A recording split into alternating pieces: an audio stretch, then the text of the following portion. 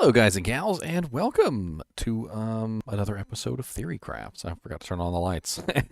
It's a little dark in the studio without the lights. I was like, "Whoop, beep, beep, beep." I got a little remote and everything. So basically, what we're going to be doing today is some fun stuff for Easter. Obviously, it is Easter Sunday, whether you celebrate it in one way or another, whether you got Easter baskets or a cross. Doesn't really matter. We're here to have some fun on Easter. And I thought it would be funny if we made a Easter Bunny Barbarian. Okay, so our goal is to make an Easter Bunny Barbarian. So how are we going to do that? It's going to be simple. We're going to do leap attack. All right, so this is going to be a build designed around leap attack. Now, for that purpose, we're going to have to pull up Hero Editor. We're going to have some fun editing a Barbarian and creating, something special. But it's not always easy. It's you don't always have what you need. But first, what we really need is a character with the correct name. So let's see if we can get that. Man, that freaking program just like rearranged everything on my desktop. That was amazing. No, I don't want you over there. I don't want you over there either. Okay, that's more like it. All right, so let's see here. The first thing we've got to do is we actually have to close Diablo because we don't need Diablo open right this second. What we actually need is a separate program, which you guys may or may not have seen before in your lifetime.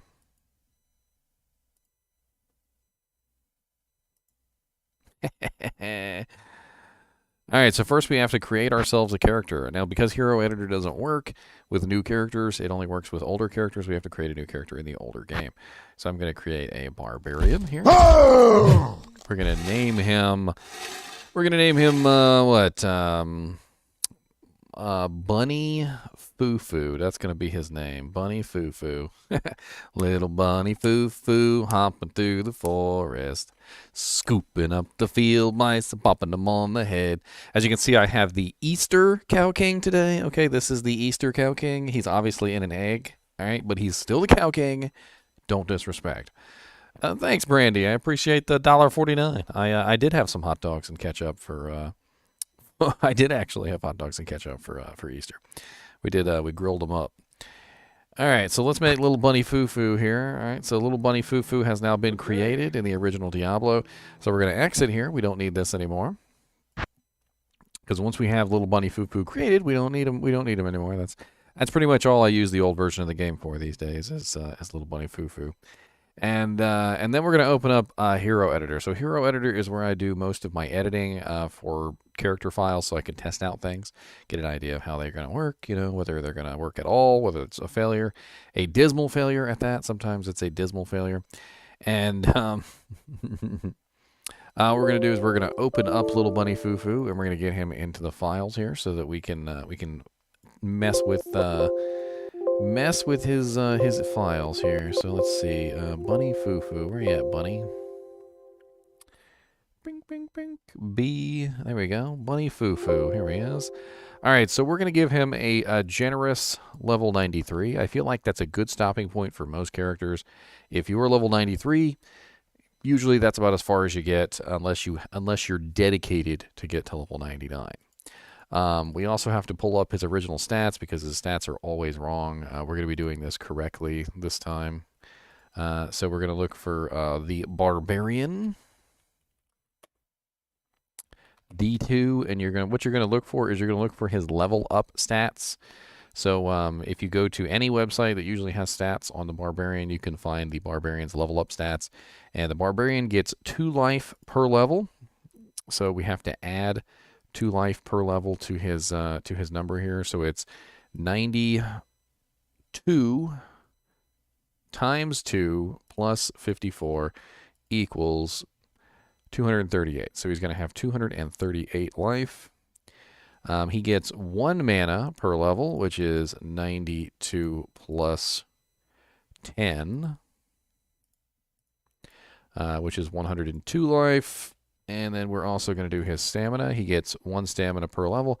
So 92 plus 92. So 184. All right, and that should give him the correct value of life, mana, and stamina for his level. We're going to make sure that's correct. All right, then we're going to make sure he's in hell difficulty here. We're also going to save this because a lot of the times it messes up. And we also have to give him stat points, so he's going to be level 93, which means 92 times 5 plus 15, because you get 5 stat points per Lama Sem's Tome, which is a total of 475 stat points. And then skill points. We're going to give him a certain number of skill points as well. So he is level 93, which means 92 times 1. I don't know why I did that. Plus, I believe it's 12 per act, right? So it's 1 from act, 1 from Den of Evil, 1 from Radamant, 2 from Iswal, right? So 4, 4, 4, which is 12. So that's 12 equals 104. So he'll have 104 skill points. Save. All right, and then let's make sure he's got all his quests finished. We'll batch those, and then make sure he has all the waypoints. So bink, bink, bink, and he's got all the waypoints. And just like that, he is now ready to be played around with. But what we got to figure out is what kind of equipment he's gonna wear. What kind of character is he gonna be? Well, we can take a look at his skills right here. So we know that leap attack is the main ability that we're going to be using. So leap attack has a synergy with leap. It's a pretty simple synergy. It's only 2 skills, so only 40 points. So we've got a lot more points that could be utilized for something else. Like a lot more. I mean, we could do a lot of passives. We could do a lot of maybe war cries. We could beef ourselves up really high with some war cries. And I'm not really sure exactly what we're gonna do here, but we're gonna make it work. So first thing off that I'm thinking in my head is, as Little Bunny Fufu is going to hit really hard. So Little Bunny Fufu needs a really good weapon, like something just with massive amounts of appeal. And I do have a whole file full of data here. So let's see if I can find a Thunderball.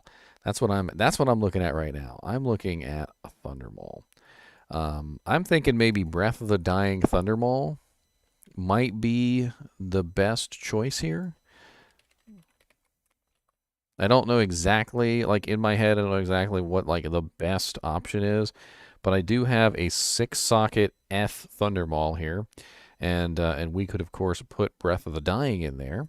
If you guys are unaware, I do have a bot installed, so at any time if you guys want to look up a particular rune word, obviously you can type in the abbreviation or the full rune word, and it will pop up with what the rune word is. So as you can see now, we got Vex, Hell, L, Zod, F. So I'm going to go ahead and import the runes for this, and we're going to throw Breath of the Dying in this item.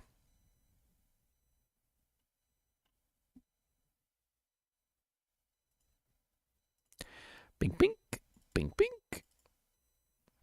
I feel like a Breath of the Dying Thunderball is going to be a pretty powerful thing. Not 100% sure on this, but I do remember the Thunderball being like the highest damage one in the game, like top damage. So it's just going to hit really hard. It's going to smack really hard, which is exactly what we want. We want when Little Bunny Fufu jumps on your head, all right? We want to make sure that it's very, very painful. Okay? Pain. Okay? Pain. Lots of pain. All right? Very much pain.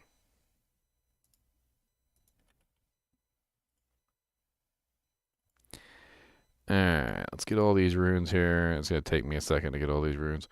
Eld. And Zod. And then finally F. All right, so we got our runes here.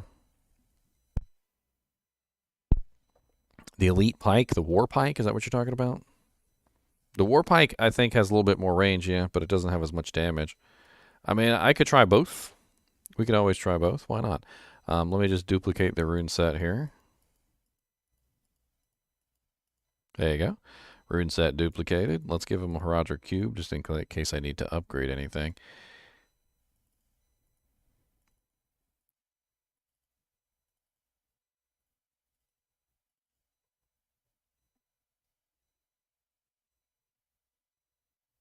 It's not a Vex. It says Vex to me.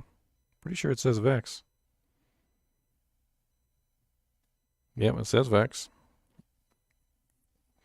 See right up there at the top right in the gray box, it says Vex rune. When I hold my mouse over it, it says Hel El Eld Zod F. See? What's up, Joseph? All right, so we're gonna continue this. Let's see. The next thing we're gonna do is we're gonna give him some equipment. So he needs lots of equipment. Let's go ahead and get a war pike in here too, just so that we have it. I think it'd be fun to try a war pike with this setup as well. So let's see, war. What is it good for? Absolutely nothing. Yeah, say it again. I don't want. Good gosh. What is it good for? Not allowed to sing songs. I got steel pillar, but I don't have what I need. You know what? Let's just do this. So there's a way that you can convert items in Hero Editor. It's a little bit difficult, but it might just be the better option. So we're going to take the item, and I'm going to do a general edit window. I don't usually like to put this one up on the screen, by the way, because it's freaking broken and it never works properly. But here, I'll put it up on the window anyway. There you go. It's gonna bug out though. It always bugs out. Just give me a second here.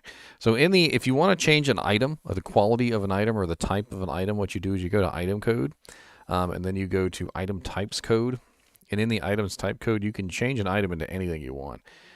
So we're gonna change this into I believe it's the war pike.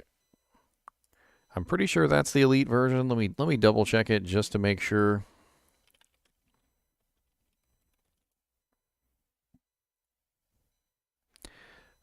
Two-handed elite spear. Yes, it is the elite. Okay. All right, so we're going to change it into a war pike, and you're going to do save. And then you have to go down, you have to make sure the sockets stay the same, because for some reason, every time you change the quality of an item, the sockets will change. And then you can put the item back in the inventory, and notice now it's back in the inventory. So we now have a war pike instead of for damage. Just massive. We're going to be doing leap attack, Kyle. So this is like, you know, a lot of single target hit damage. It's not going to be like fast hit damage. Oh, I got raided. Well, what's up, Gotch? How's it going, man? I got raided over on Twitch. Hell yeah. Now I got some viewers on Twitch. I got 30 people on YouTube, and now I actually have some people over on Twitch. Look at that. Well, that's what I'm doing. I'm doing a Thundermaul, but also the Warpike could be a good choice too. So we'll see. I do think the Warpike could be a better choice just simply because of range. Just simply so like the monster runs away while I'm in the process of, you know, doing that particular thing. It could work out to my advantage. It's odd, so we'll see. But I need his equipment, so what are we going to give him? We're going to give him a Fortitude, right? I figure Fortitude's probably the best choice for him because we want to hit, like, really Mack truck hard. Like, that's our goal, and I feel like Fortitude is probably the best choice for that. So we'll go ahead and give him a Fortitude. And for the helmet, we need something also that's going to beef up our damage. I think we should go with G-Face, maybe with a 40% jewel in it or something, or... I mean, we're gonna be at a loss because we're not gonna have a shield, but we are barbarians, so we do get natural resistance and all that other stuff. You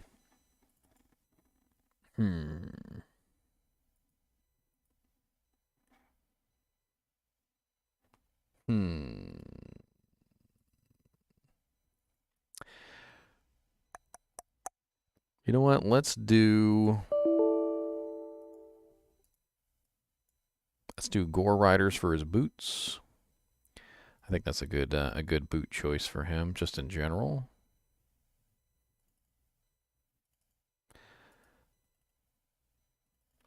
And then we'll do. I mean, Ariats is a good choice for defensive, but I'm gonna be leaping around everywhere. Like, do I really want to do Ariats for a character that's just gonna be leaping around all over the place? I was testing this out yesterday, and literally, what happens when you leap around is like you just nothing touches you because you're just leaping everywhere. Like you almost don't even need defensive capability. Like you could almost just go in with just almost completely naked and just jump around, jump around, jump around. Ariats does have bunny ears. You are correct. That might be reason enough to choose it. That might be reason enough.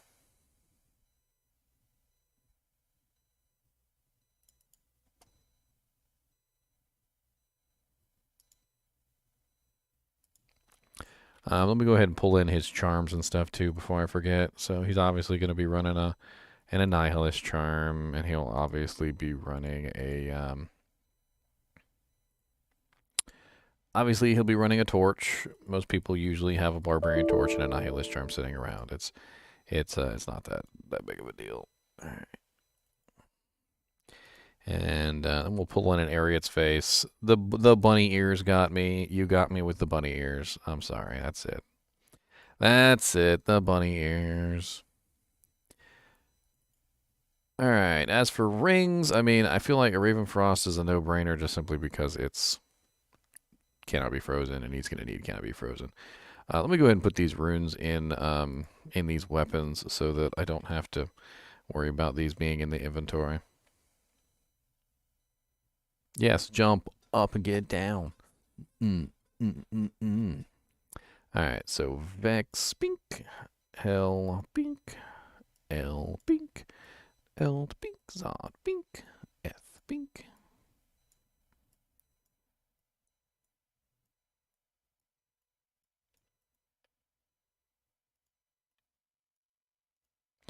All right, so he's got his two weapons, both Breath of the Dyings, both big, giant, massive two-handers. They should smack pretty darn hard. And he's going to go with, let's see. Let's go ahead and grab his charms real quick, because why not? So charms, small chammies. We're going to go with 3 2020s, because he doesn't care about anything else. He wants damage. Let's just give him as much damage as humanly possible. And you know what? I'm thinking combat skillers. That's what I'm thinking. Because I want him to have as much damage on his leap as humanly possible. Like, that's my goal. His leap attack is going to hit like an absolute Mack truck. That's what I want to happen for him. Mack truck leap attack. Like, that's his goal in life. I don't imagine that he needs very much increased attack speed, so perhaps we could go with a very odd choice for gloves, which is the enhanced damage gloves. I don't think I've ever actually seen these used in a build before, so it'd be kind of funny to use these. I believe they're called Steel Wrens, and they have 60% enhanced damage on them. And then we could also go with for a belt. What kind of belt should we put on him? Something that gives us more damage. We need more damage. I'm not really worried about so much the I'm not really worried so much about like his survivability, because I feel like he's not going to have any problem surviving. I want something that's going to increase his DPS.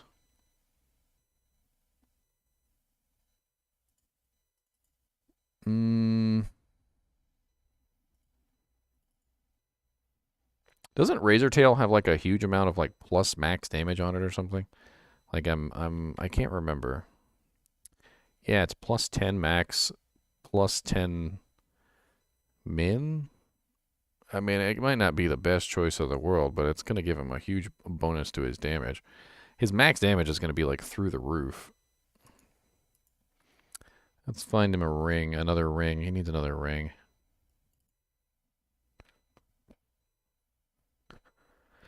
I'm not really convinced he's actually going to need survivability though. I feel like almost like amplify damage or decrepify or something could even like be way better than this.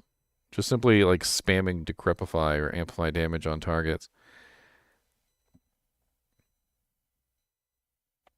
Let's go ahead and give him a Carrion Wind. I think a Carrion Wind will be a good choice for his offering. And then, so he's got Fortitude, he's got Ariet's Face, he's got 2 Wrath of the Dyings to play around with. He's got lots of enhanced damage. Obviously, he's using Gore Riders. And then I was thinking maybe Bull Kathos for plus to skills, but then I was also thinking, no, you know what? He doesn't need Life and Mana Steel. Actually, you know what I'm thinking? He doesn't need Life and Mana Steel. So Carrion Wind's a bad choice because Carrion Wind doesn't really need that. Let's give him Bull Kathos instead for the +1 to skills. Bull Kathos makes more sense. What's up, Shadow Leader? How's it going, man? All right, so he's got all of his stuff that he needs. We need to build his actual character. I think I need a jewel for his helmet, and that's it. Let me put a jewel in here for his helmet. I'm actually going to edit a jewel for him because his helmet needs something like really, really cool. So let's pull in the Jewel of Fervor with all res, and we're going to edit this in the special items window. Bink, bink. All right, so what do we want? We don't want increased attack speed. I'm not worried about increased attack speed. That's not what we want. We want damage. That's what we want. So we want a jewel that has max... Where is it? Min to max magic damage? There's tons of stuff on here, isn't there? Where's the one that's just enhanced? There we go. Enhanced damage. 40% enhanced damage. Save.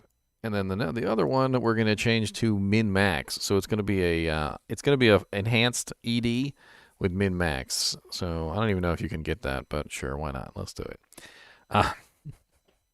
Max two-handed damage. Oh, I don't think that's the correct one.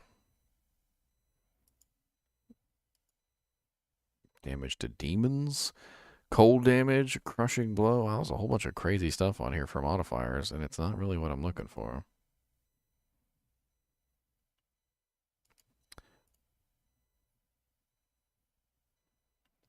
Do you mind if you play while I stream? Well, why would I care if you played, sir? You can play. I'm gonna be playing soon in a second here.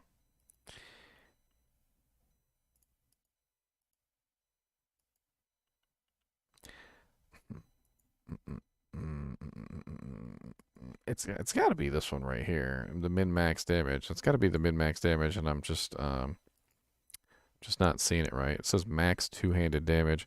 I believe the maximum you can get with 15% is 40% is a plus 15 jewel.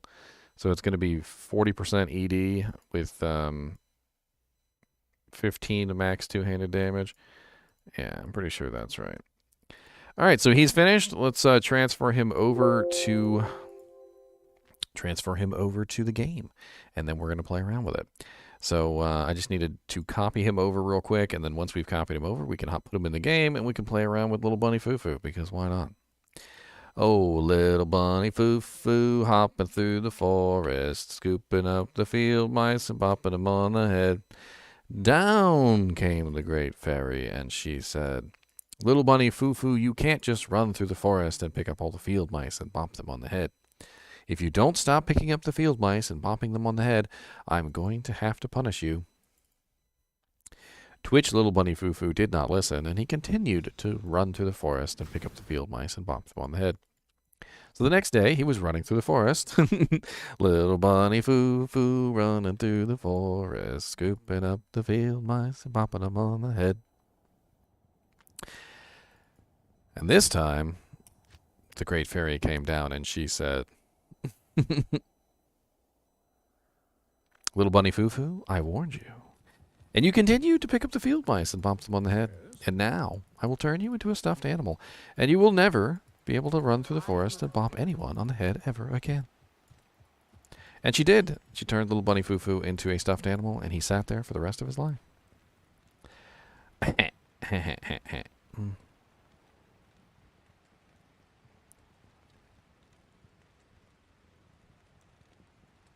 Let's see. Wow, my sound is turned down. All right, so let's get him the strength he needs, because that's like going to be his biggest hurdle right there. I already know that frickin' Thunder Maul requires 193 strength. All right, so I've got 125 strength in, and then I've got stat points.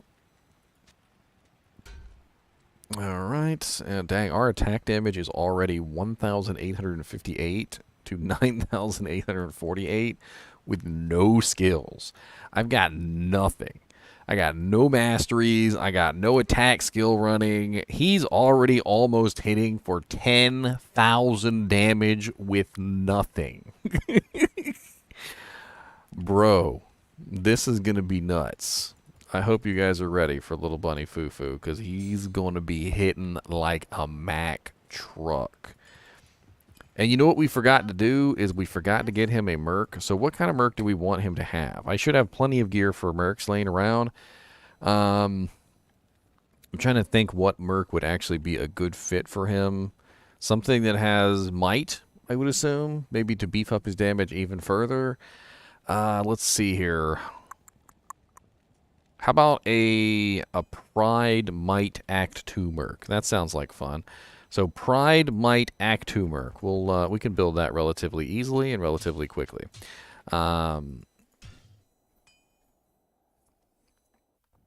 Let's see. I should have that sitting around on Rabid Wolfpack.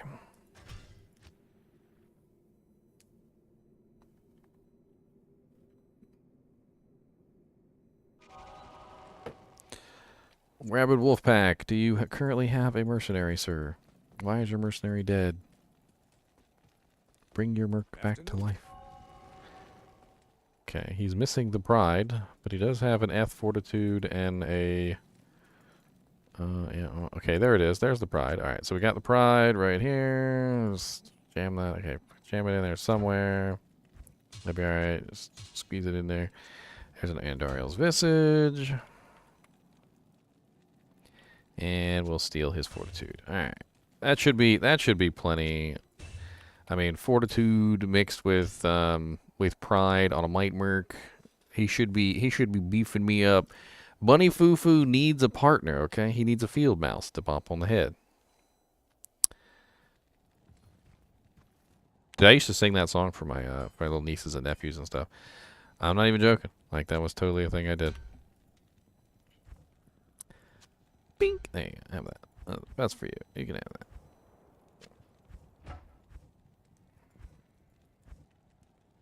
Where's the fortitude at? Did I put it in the wrong stash? I put it in the wrong stash.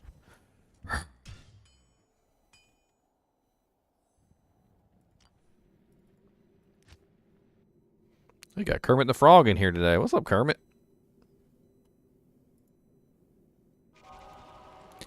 Kermit the Frog. Yeah, the new level 85 areas are pretty good. The Acherons. Depends on what kind of character you are. There's a bunch of magic immunes in there, so it does kind of pose a little bit of an issue for some characters. I like, though, that there's a bunch of new zones with, various new, ways that you can play. I like that. Impossible. Don't tell me impossible. I don't know the meaning of the word.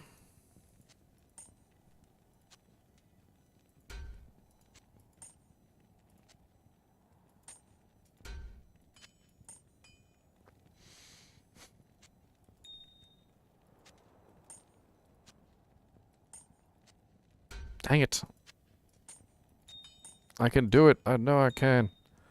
I can. There's a way. There's a way. Where there's a will, there's a way. I can do it. I can do it. I can do it. I can do anything. I can do it. I can do it. I can do anything. Yes. Look at that. Fit it all in there. Inventory Tetris is what we do. Inventory Tetris. Just for you, we're gonna put all the stuff in our inventory, whether it wants to fit or not. Come on, Emilio, let's go. Couldn't have been a better choice. Emilio himself. I'll put that to good use. Emilio!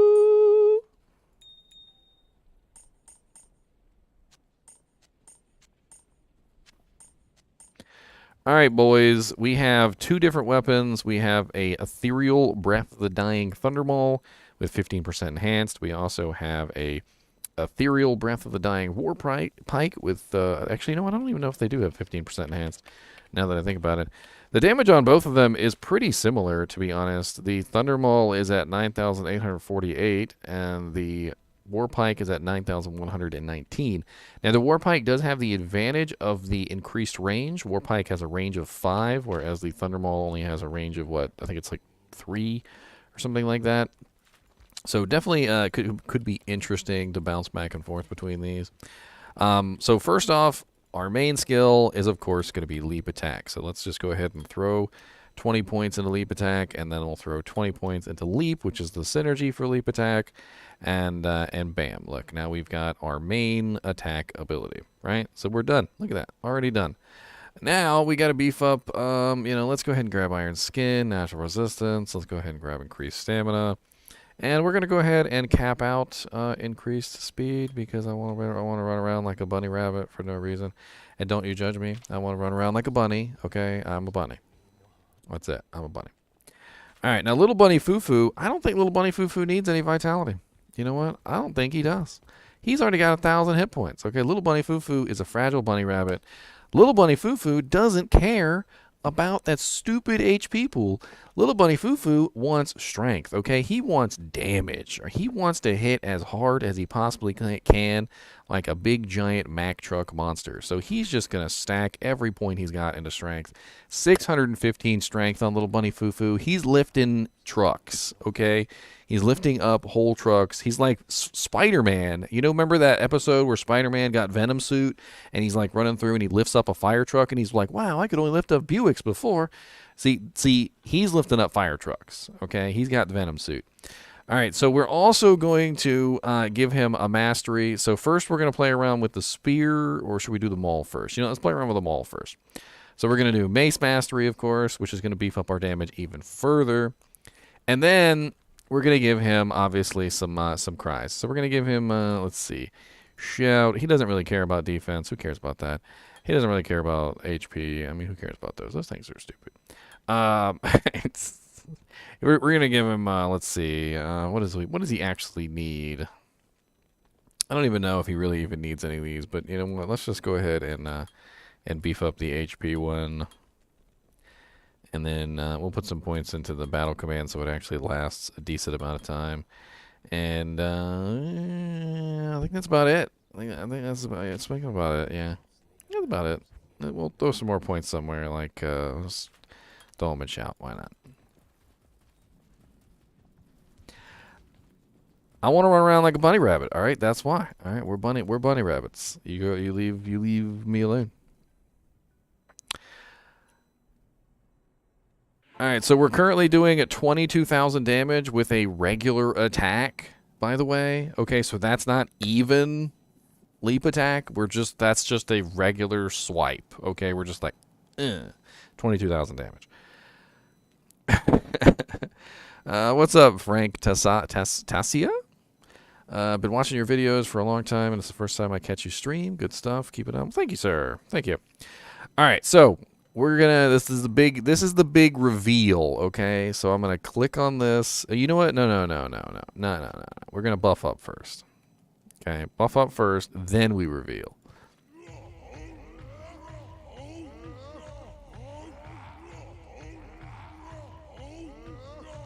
All right, 22,000 damage. Leap attack. 42k. Holy Jesus in heaven. 7,512 to 42,000 damage with the Yeah. Ooh, goodness griefus. We are going to be smacking some targets down. Let me tell you what. All right. Who.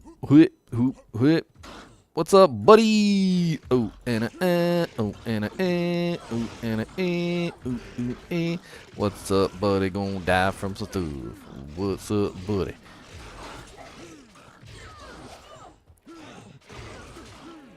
God, I do so much damage. I regenerate all my health in like 1 second.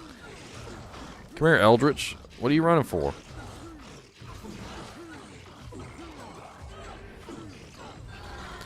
Little bunny.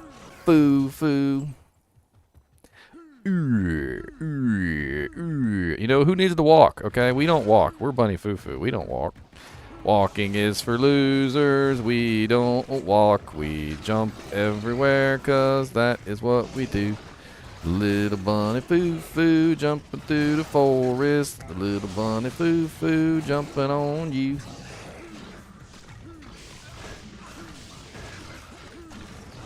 What's up, Shanky Poo? What's up? Oh, what are you doing over there, Mr. Skeleton? What's up, buddy? You did. That's right. You did. Look at all you dids. Did. What's up, Morbius? Dude, this is hilarious, just the jumping around, though. Who needs to run? You know what? Who needs to run? Who needs increased speed when you can just leap around everywhere? Oh, what's up, buddy? Let's hear die, Mr. Skeleton. How about that? I can't jump through the weeds? Why can't I jump through the weeds?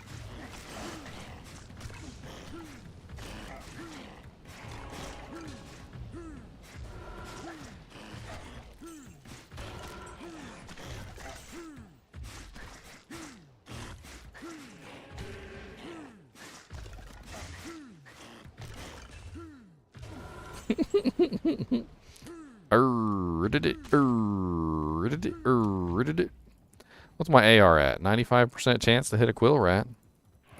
Bunnies hide in the weeds. That's right, bunnies do hide in the weeds. You're right. Okay, respec time. Respec time. We need let's see. Hold on. Let's test out the war pike. We're gonna test out the war pike. So I need you know what? I don't need anything, do I? No, I don't really need anything, do I?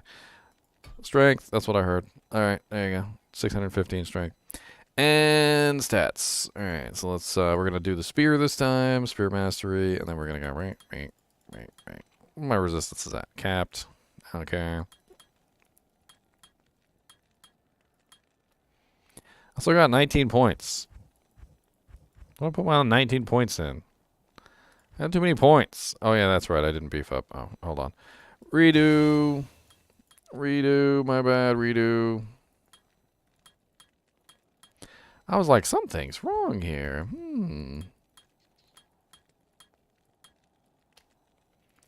All right.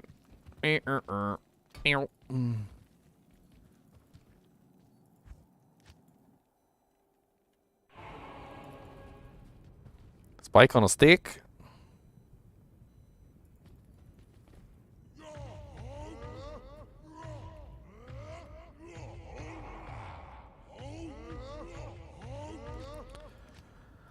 $43,000 damage, my boys. You know what? Who needs anything other than leap attack on my buttons? Oh, dude, I two-shot that champion. That was amazing. I'm impressed. That was impressive. That poor champion, he just got immediately two-shot.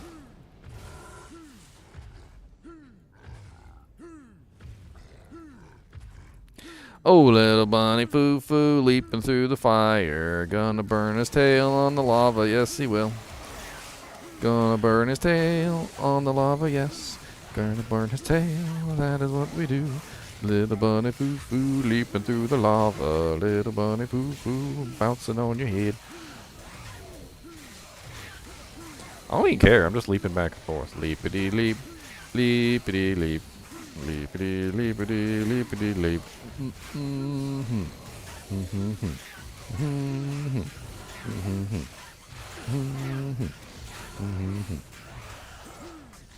It's funny because I know I'm killing stuff because I see the I literally see the novas pop out, so you know I have like a 50% chance to get a nova every single time something dies.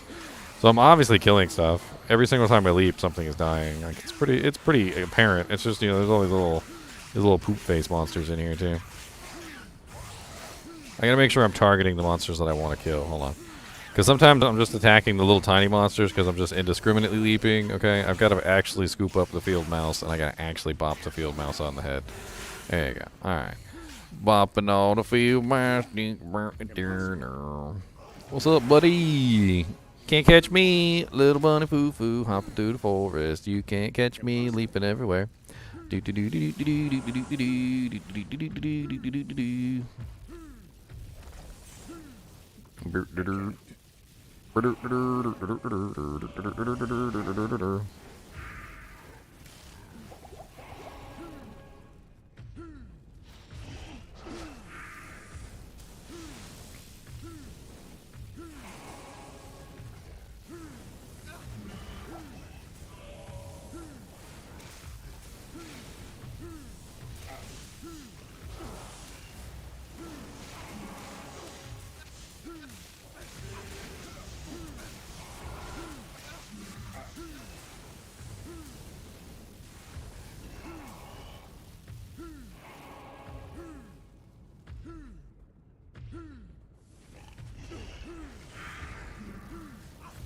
God, I hit so hard with lifesteal. Like, there's not even a chance most of the time for me to die. Not normally.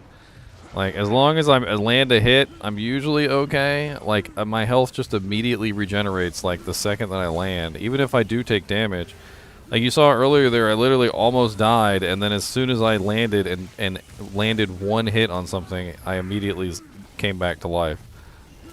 Poor Emilio, though. Poor Emilio, why do you go, Emilio? Oh god, I got lower resist on me. No, not lower resistance.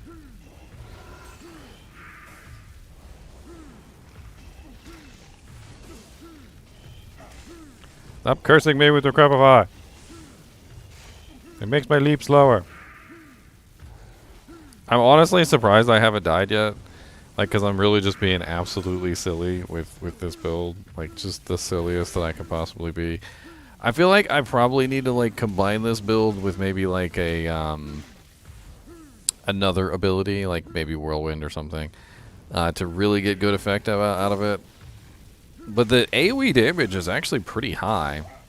I have, what is it? 1,290 to 2,580 AoE damage on landing.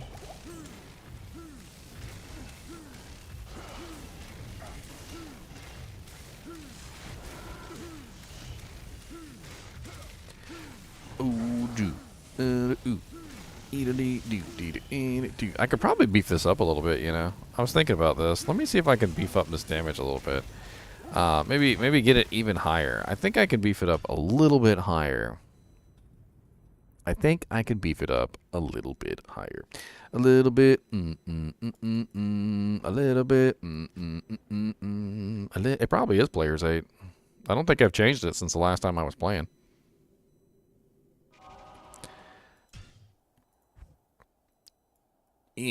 Yes, it was set to Players 8 the entire time. Yeah, so that was Players 8, and I was literally still not dying. So absolutely fine. I just wanted to grab him a different amulet because I gave him Atmos Scarab. I wanted to put maybe High Lords on him instead. I feel like that would beef up his damage a little bit. Another plus the skill, and also, of course, give him a little bit more Deadly Strike, which could also help out. If I was in Players 1, I'm pretty sure everything would have died, by the way. So, just to give a comparison. Mew. Mew. Bink, bink. Alright, swap out Atmos for High Lord's Raft. And let me show you the difference between Players 1 and Players 3. I should be using Enigma on a build that has Leap. That sounds like the dumbest thing I've ever heard in my life, Kyle. I can't believe that came out of your mouth.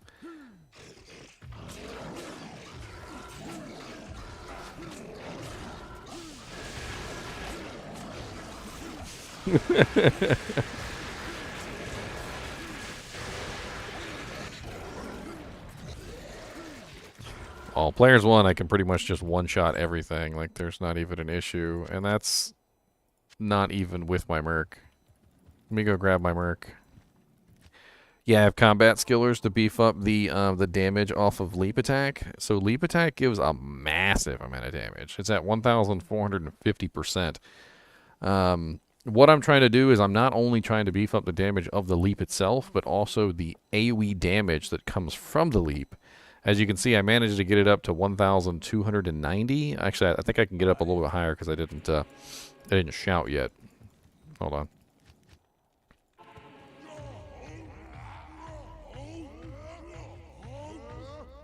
I got plenty of attack rating. I got 13,892 attack rating. Why do I need more attack rating? That's a lot of freaking attack rating. I've also got literally level 37 leap attack now, which is 820% increase to attack rating, with the spear mastery, which is another 268% to attack rating.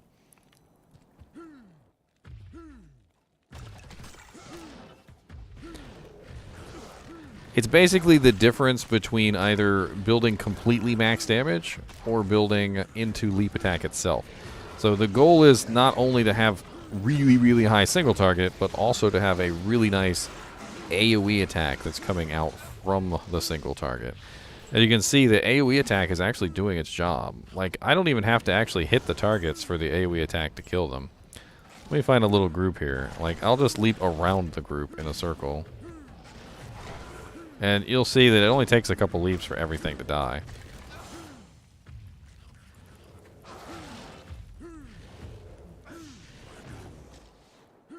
Whoa, whoa, whoa, whoa, whoa, whoa, whoa, whoa, whoa, whoa. Can you try the build with 2 new barb rune words? What barb rune words? Pew. Pew.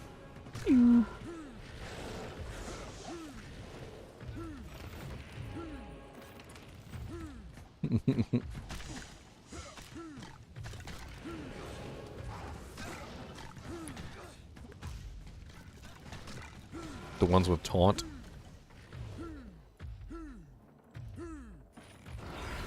I don't think the taunt... Ooh, I one-shot that catapult. That was pretty impressive.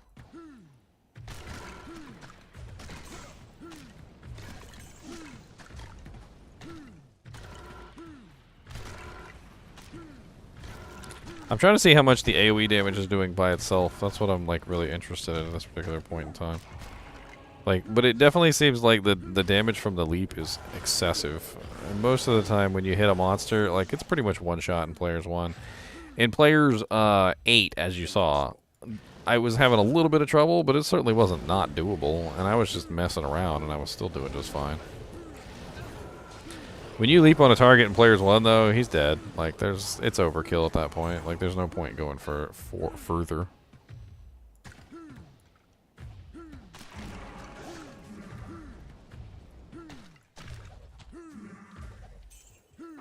I mean, yeah, that's another way that we could take this. So instead of taking this the damage route, we could take it the plus the skills route, and we could see how high we could manage to get the leap attack ability.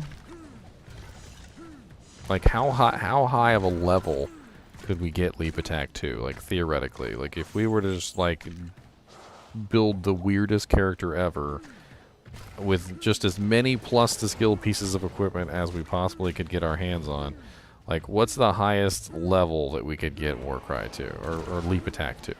It would be combat skills mainly, right? So combat skills. Isn't there two-handed swords? I'm trying to think off the top of my head. Isn't there two-handed swords that have like +3 combat skills on them or something? Like, isn't it like theoretically possible to get like really high amounts of combat skills with items?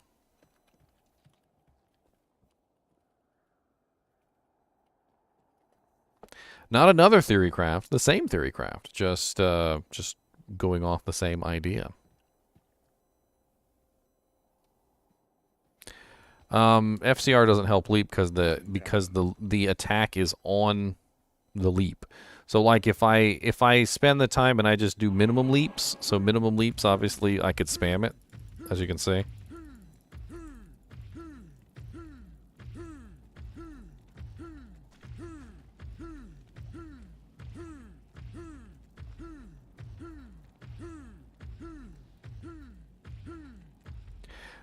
Let's see here. I'm looking on here real quick just to see if you can get +3, and you can get +3. So it's called a master's weapon. Apparently, if you get a blue master's weapon, it will give you +3. So I could be utilizing 2 +3 master's weapons, which would give me what, 6 on the weapon slots. I could also put a +2 or a +3 amulet on instead. So I could do a +3 amulet, which would give me 6, 7, 8, 9. And this one is probably the best helmet, unless I happen to find like a perfect helmet. This one's probably going to be the best helmet anyway. So that's 6, 7, 8, 9, 10, 11, 12, 13. And then I could have a +2 armor on. That's 14, 15. I could also have Arachnid's Mesh. That's 16. I could have... there's no plus gauntlets, unfortunately. I could be wearing another Soj, which would give me 17, and then 18, 19, 20, 21, 22, 23, 24, 25, 26, 27. So I could theoretically be rocking 27 plus 20. So what? Level 47? I could get it up to level 47. Let's play around with that real quick, shall we? Let me put these items, some of the more key items in my stash, just for the time being, so I don't lose them. Breath of the Dying Warpike. Eek. Breath of the Dying Thundermaul.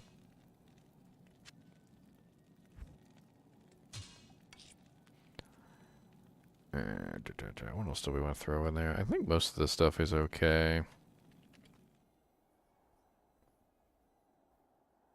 I do know that the IK boots give +2, I think, if you wear 3 items.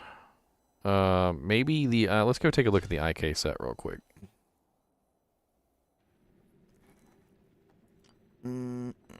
There it is.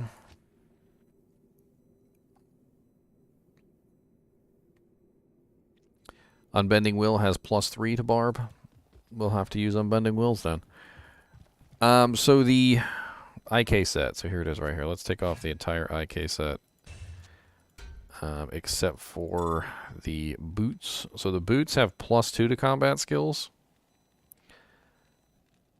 But I think it requires 3 pieces. Yes, it does require 3 pieces. So we could theoretically use 3 pieces from the IK set, which would allow the IK set to be pretty darn cool. I mean, I think that's a pretty good option because the other option is to use an Arachnid's Mesh here for +1. But if we use the Immortal King's boots, belt, and gloves, that would be +2. And we can't get plus to skills on the gloves anyway, so that's better. That's 1 better anyway. So let's grab another Bull Kathos here. Let's put this here, put this over here. Grab this, put this here. Put the belt right there.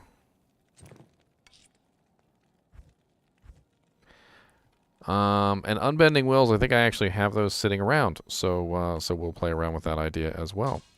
I'm like 99% sure I have some Unbending Wills sitting around, probably in Colossus Blades also. So let me go to my Unbending Will character.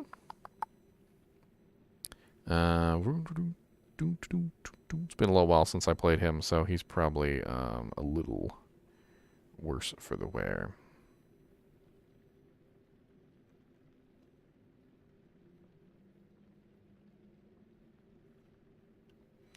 Sonic the Hedgehog, Flickering Flame, Wisdom, Insight, Pattern. There he is. Unbending Wheel. Unbending Wheel.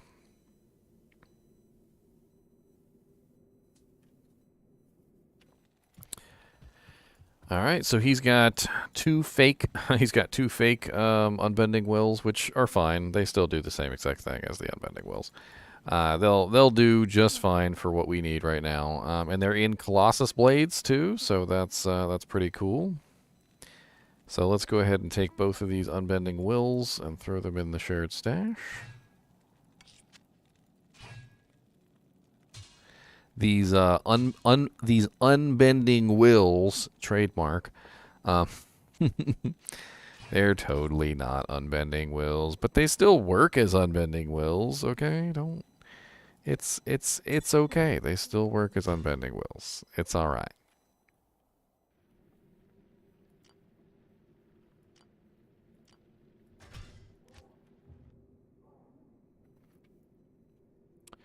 All right, so he should be pretty well off with two unbending wills. I mean, that should be interesting, right? And then we're gonna swap out his boots, his belt, and his gloves for the IK boot belts and gloves, which is gonna give him a pretty nice little combo of where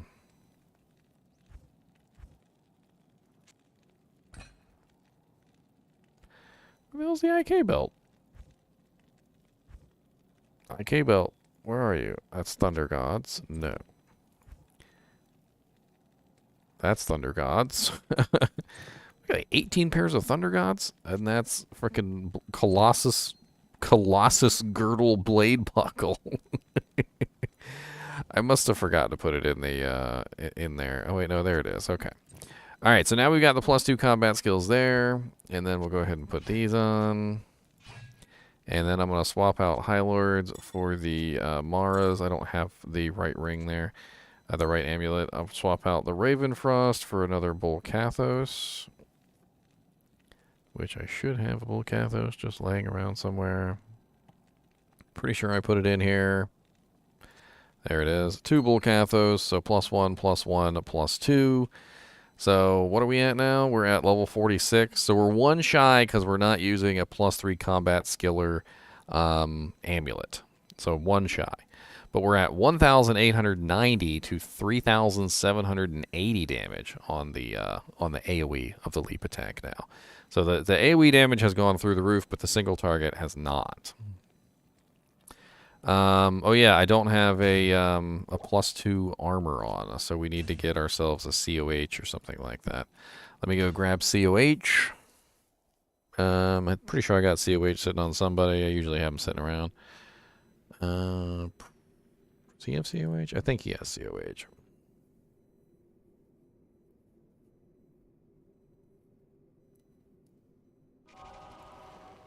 You running COH? No, he's running Bramble. Not correct. What about you? What are you running? Oh yeah, I stole your armor already. It's got treachery in here. That's not what we need. I know somebody's got a COH. Do you have a COH, sir? I bet you have a COH. This is our Theorycraft character from last game.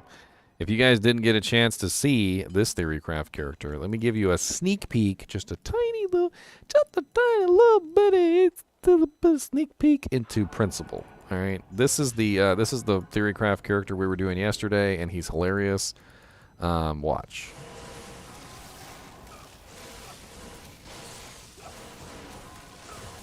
Yeah, sneak peek. If you wanna watch the video on that one was yesterday, and he's called the Godsealer. The Godsealer is hilarious, by the way. Hilarious. We could. I thought it was really late when I got on. It was like 9 o'clock already by the time I got on, and I wasn't sure if anybody wanted to go ahead with that today, especially since we'd just be up all night leveling. So I thought maybe I'd do a Theorycraft today instead, which is always fun. There we go. There's a Chains of Honor. Let's grab that. The Chains of Honor are what we need. Come down and let's play with Minsk and Boo. I was totally prepping the video because I'm gonna do a Minsk and Boo video for this Funko Pop, and I found this guy who did a little clip. This is what it sounded like in the game when Minsk and Boo were attacking. They literally would say this. Go for the eyes, Boo! Go for the eyes! Rusk! Boo is a little hamster he carries around, by the way. All right, Bunny Foo-Foo, you are almost prepared for your journey. For your journey into the unknown. Don your armor, little Bunny Foo-Foo, for we shall be a bunny. That's what we do. We are bunnies. We are the bunny Foo-Foo. All right, so what do we got skill-wise? We're at level 48. Wow. 2,010 to 4,020 damage on our leap attack. That's pretty impressive. 4,000 damage is a lot. I feel like that's really high. Ooh, yeah, that sounds. And we can get one more level. I forgot. We can squeak one more level out of this. Hold on.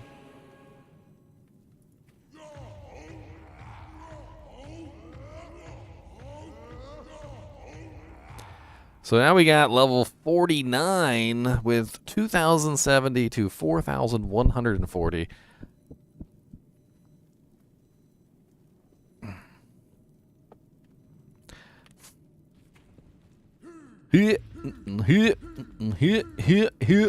What's going on? I got some stuff for you. Come on down and get smashed with my big old shoe. Bunny. Big old bunny. Come on down, Mr. Bunny. Come on down. Hey, don't be stealing all my mana, you little mana burns. Give me them potions. Whee!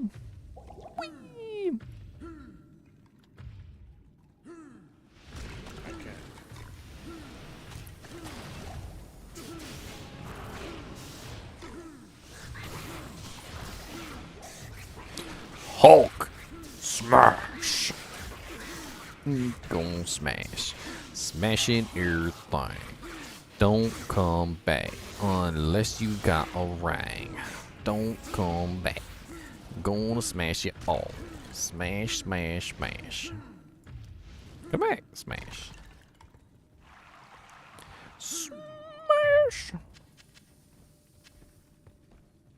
This character is eminently satisfying. I mean, it's fun to just leap around and smash things. Smash. But he's not finished. We need to change his abilities because I'm pretty sure he's still running spear mastery. We need to change him to sword mastery. Let's switch this out a little bit here. So. Beep. Alright, so we need, what do we need? Let's get enough strength so we can actually put on our equipment. I usually fix most of our issues right there. There we go. We don't even need any dexterity because reasons. And, looks like we could do whatever we wanted with the rest of our points. I mean, we got a lot of points. We got plenty of HP. We don't even really need HP. We don't even really need dexterity. I don't think we need a lot of things, but let's go ahead and grab our leap attack. And let's go bink, blade mastery, and then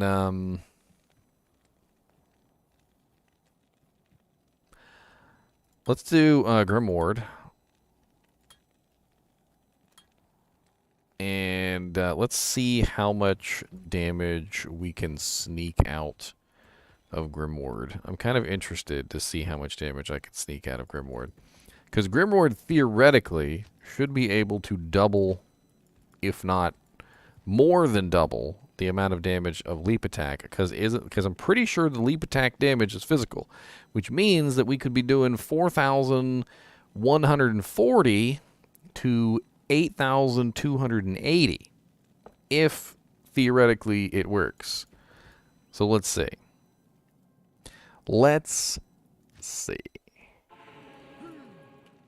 Have we gone down to say hello to Shank? Come on down and we'll make a bank with your body. And a corpse like this, and everybody gets to die today.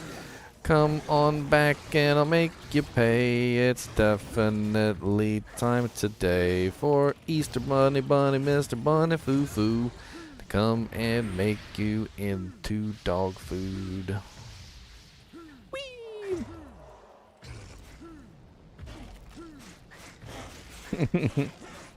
Ow! Stop shooting your spikies at me. It's rude. It's rude. You're rude. You're all rude. Quit it. Rude. Rude. Rude. Rude. Rude. Rude. Rude. Rude. It's locked. Hoi. Hoi. Ahoy.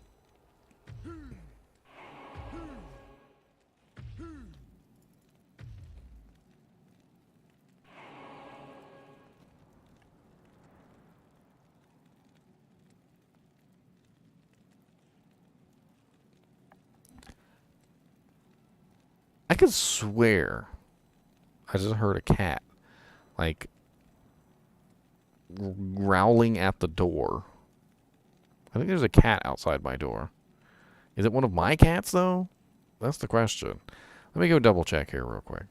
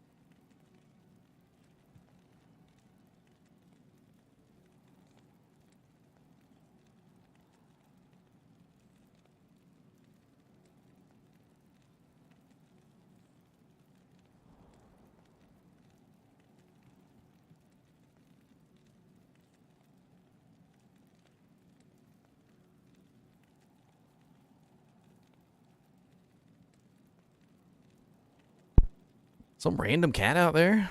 Not mine. Random black cat. I'm gonna text my girlfriend.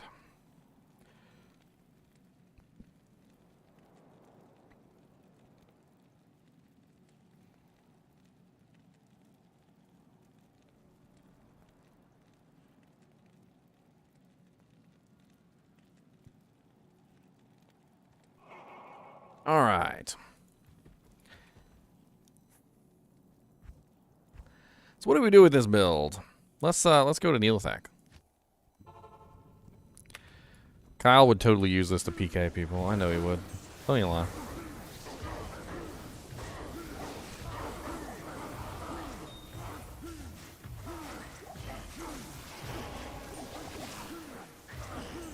I mean, you got to think. The amount of damage that this does, AoE-wise, on a land, it's really impressive from a PvP standpoint. Like, say you were fighting a Hurricane Druid or something, and he's got all these stupid little minions, right? He's got all the little wolves and everything, right? Or you're fighting a Necromancer, and he's got all the little skeletons or clay golem or whatever, right? And you leap in, boom, they're probably all dead. Like, they're probably all dead. Like, within one, maybe two leaps, they're probably, every single one of them is probably dead. That's a lot of AoE damage. A whole lot of AoE damage. Just tons, tons, tons. Especially if he's teleporting and he's making them all an easy target. You would literally just leap on top of him. He'd have all his minions would be in the same place. You would land and they would all die. And it's a big enough radius that you could probably do it safely without dying.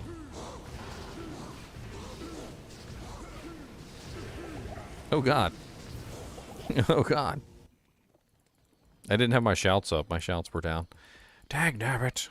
I also haven't spent any of my points into vitality. I know you guys can't see it, but here, look. 405 stat points remaining. Might have been a good idea to put some points into maybe vitality or something. Could have possibly saved my life. Maybe. I will be right back, Travencall, after these messages.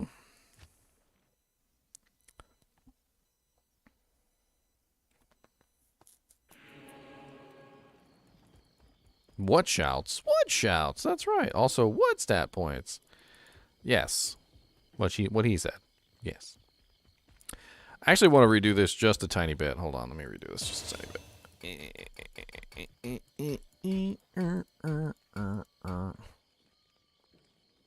Oh yeah, my body. It's back there. My body! Do the slow walk back to your body. Gotta pick it up so you can put it on. Gotta get all your gear and it'll be wrong.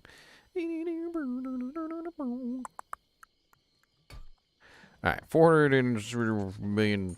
Yeah, there you go. Where's my corpse? Where is it? Where is the corpse? Hello there. Alright. Bink, bink, bink, bink, bink, bink, bink, bink, bink, bink, bink. No. Bink, bink, bink, bink, bink, bink.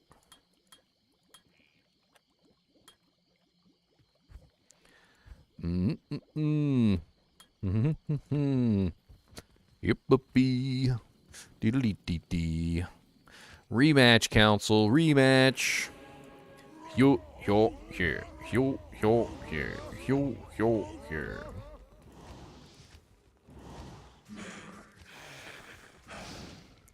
Little bunny foo, 5,282 HP, jumping through the forest, yes he does. 5,082 HP.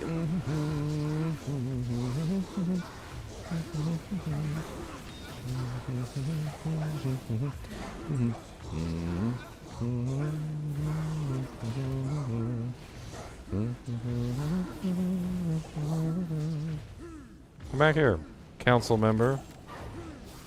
What's up, Torque? What are you doing out here? Oh, we got stone skin. Look at you, Mr. Stone Skin. Oh, you fancy. Oh, you got that fancy stone skin. Gulub Flame Flingler. What's up, buddy? What's up, council members? Die. All you die. There you go, dead. No, I think I brought it back down to show off P1 because I was in P8 earlier. Let me change it to P8. How about that? Hey, a worm skull. I like worm skulls.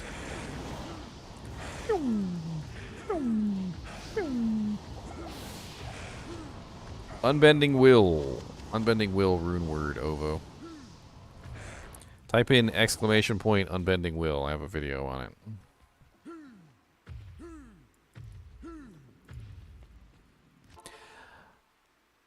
Jumping into the crowd to whirlwinds.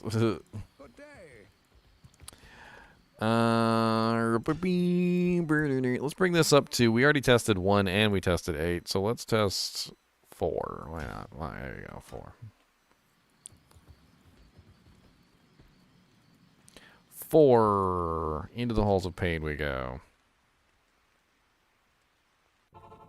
Impossible.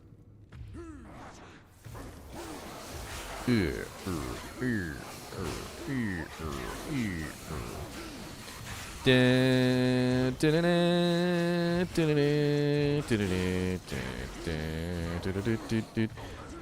spam, oh leaping. We are just leaping. Lots of leaping spam. Come on down and get leaped, yes. Oh, yes, we will. Come on down and be leaped in the leaping spam. Well, one way of setting it up was interesting because you had a really high single target damage, and then you had a nice little AoE attack. This way of setting it up, you don't have as high of a single target attack, so I'm not hitting as hard. I'm definitely not hitting as hard at all, but I definitely am hitting a lot harder in the AoE attack, which is interesting.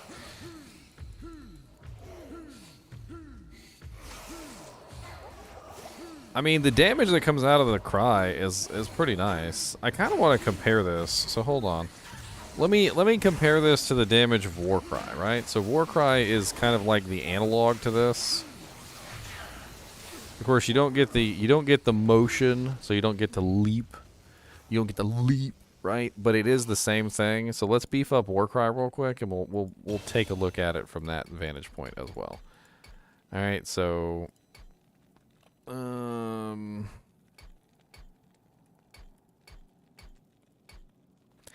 okay, there we go. So from a Warcry vantage point, if we were to go down the tree here to Warcry, Warcry requires Howl, it requires Taunt, it requires Battle Cry, which honestly means it requires 20, 40, 60, 80 points to beef up Warcry to its maximum, which is a freaking ridiculously large amount. And at that, you only have 21 points left after you're finished, which is not a lot left over. It's really not.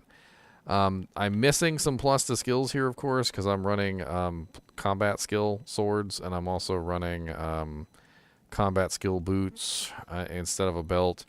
So I could probably have, what, 3,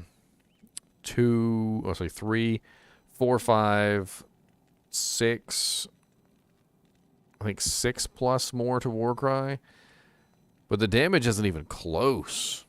I mean, even at level 32, which is what it's at right now, I mean, we could go outside of town and we could beef it up one level. I might have like a spirit or something laying around so we could get a more accurate representation. Hold on. There's a spirit and there's a monarch. So then we got 4. So that's a little bit better. So we're looking at 37 right now. So it's 1,913 to 1,959. I mean, it's still not close to the 4,000 that we're getting with the leap attack. Obviously, Warcry has the stun on it though. So Warcry has the stun and it's a lot. That stun is actually really nice. But like, okay, let's talk about it from a different standpoint. So not the damage. Let's not worry about the damage. Let's just pretend in our head in a theoretical argument between these two abilities that Warcry is the same damage as Leap Attack's AoE. Okay? Look at the point investment difference. Look at the sheer point investment difference between these. To beef up Warcry to its maximum, you need 20, 40, 60, 80 skill points to beef up this to its maximum, and you have to put points into shout and battle orders whether you want to or not. Most people do, but that's still 82 points that you have to spend to beef up Warcry to its maximum. That's a lot of freaking points. And of course, you're also going to put in 83, 84, 85, 86. You're pretty much always going to do that. So 86 of your points have already been used just to beef up Warcry to its maximum. I'm not sure what the damage from Leap Attack is. I'm assuming it's physical. I mean, what's the damage type of Warcry? Because it's probably exactly the same. Let's look up Warcry.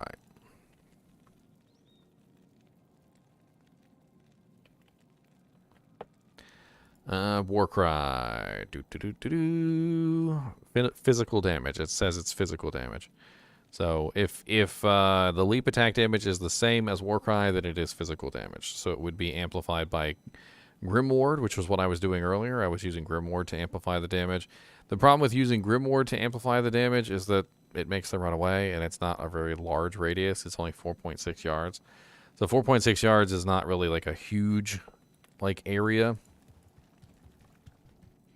I mean, to give you guys an idea,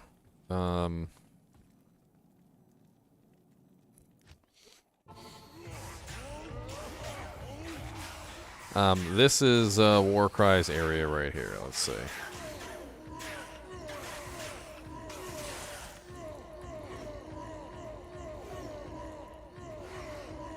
So this guy, you notice how he's just fairly well immune to physical damage. He's not really taking much damage from any of the attacks.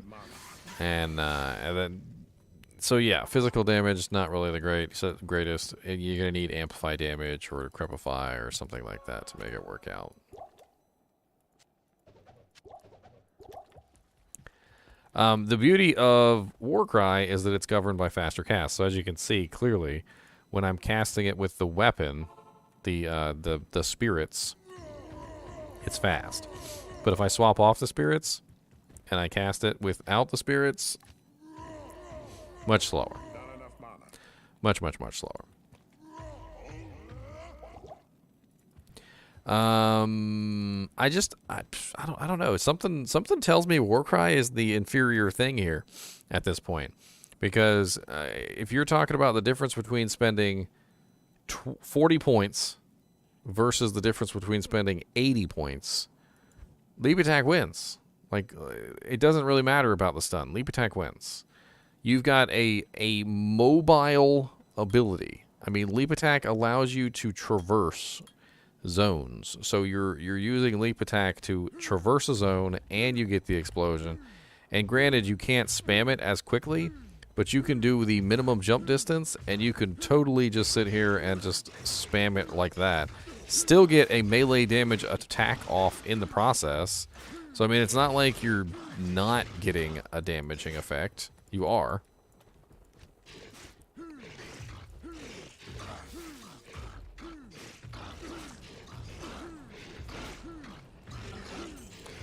Four times. It takes a lot of mana, though. I don't know how people can do that Warcry build. It takes, like, tons of mana. The Warcry has taken 34 mana. 37 mana at level 37. I mean, it eats up every amount of mana I got within seconds. Like, if I fill my mana up to full here, let me go ahead and fill it up to full real quick.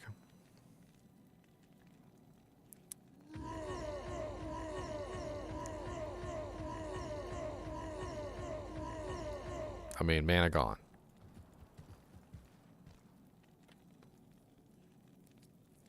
Can you roll a weapon that has sockets? I'm not really sure what you mean. If you're asking whether you can add sockets to a weapon that's already socketed, the answer is no.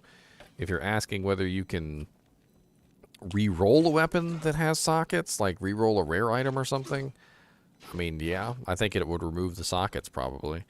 Upgrading uniques and stuff like that can be done whether it has sockets or not. It doesn't matter. The socket stays. If you're talking about white items, though, it doesn't. They drop pretty much everywhere, Jav. Anywhere that a jewel can drop, and if you're at the right level, has a chance to drop a facet.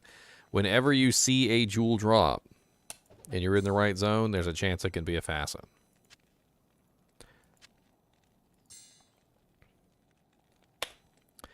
Little bunny foo-foo, my boys. Little bunny foo-foo. Little bunny foo-foo, hopping through the forest, scooping up the field mice, bopping them on the head.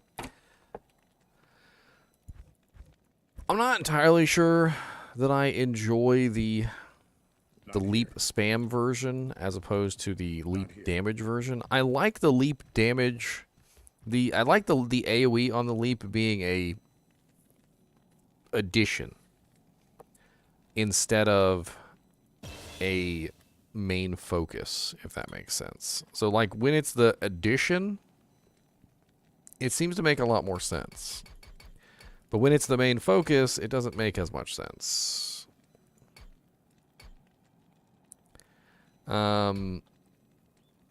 I don't know. But 4,000 damage is a lot of damage. I mean, 4,020 damage is a lot of damage on the ability. I mean, it's gonna smack pretty hard when you're jumping in the middle of a group of monsters. Especially, I mean, if we took this character, by the way, into a low level zone, I mean, that AoE would probably just one-shot everything. I'm kind of curious to try it out in nightmare difficulty, just for a laugh. We'll try it out and just see how quickly things die.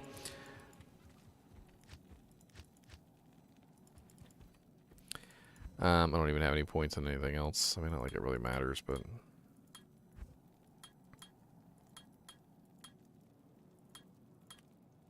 there you go. Done. When is the earliest in a ladder to find a 4-socket bow? It would probably be from the cow level. You could apply sockets to it if you wanted to.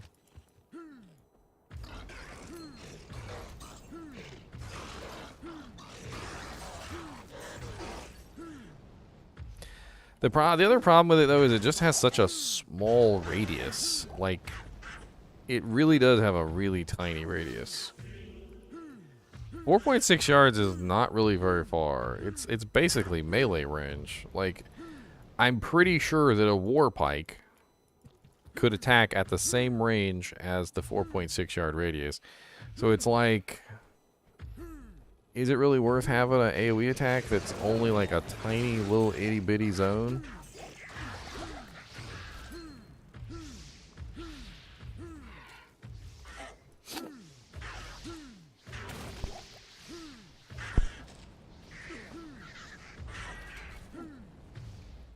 And there's something else going on here that's really kind of bothering me. So like, it doesn't seem to actually dish out damage in the way that you would think. So like, when you land, you would assume it's like almost an instantaneous explosion or something, right? Like, it's like, I mean, yeah, the wave travels outward and propagates, but like, it travels out so slowly that like sometimes you'll land and then the monster like almost comically like dies like a second later. Like, you know, you see that? Like, I land, the wave comes out, and then the monster gets hit by it, and then he dies, and it's like a whole second later before the monster actually falls to the ground. Like, it's a little odd. I mean, if he's like directly next to you, I guess he gets hit by the wave sooner, and so the wave does more damage, but it's like the wave doesn't hit the monster when you think it's going to hit the monster. It's just emotional damage. You like really hurt his feelings when you jump next to him really hard like that. He just wasn't having it. Emotional damage.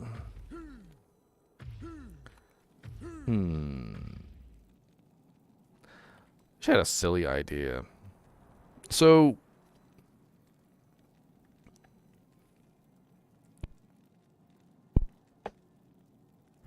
I mean, it's a pretty low investment, right? It's 20 points. It's a very low investment. It's only 20 points. Sorry, 40 points. 40 points is a pretty low investment, in my opinion, and can be worked into builds if you wanted to. And it hits pretty hard. I mean, if you were already like a war pike whirlwind barb or something, like maybe you were a war pike whirlwind barb, and you wanted to have an extra attack, like maybe like a delivery method for your Tasmanian Devil. Could be interesting to work that in for a mere 20 points. You also get this, which is just nuts. Let me show you guys this, because this is stupid.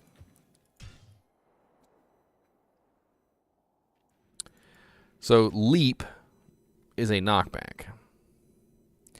And when you level up leap to maximum, leap is just stupid. Like, it's really stupid. And you can do stupid things like this, and I'm going to show you, and you guys are going to laugh.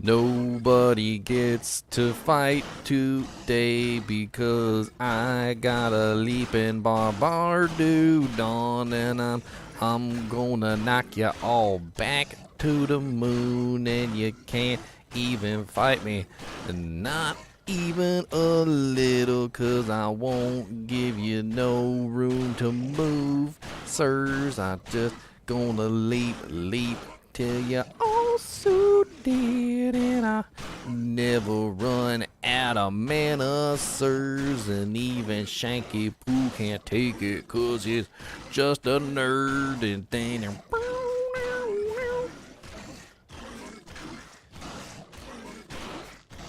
bully, bully, bully, bully, bully, bully, bully, bully, bully, bully, bully, bully, bully. So not only do you have a ridiculous AoE attack, but you also now get a ridiculous knockback attack, which basically allows you to just, you know, make an album.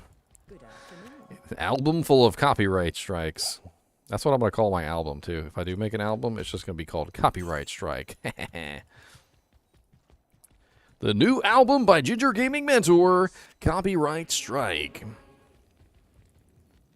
Such wonderful hits as I Want to Be the Very Worst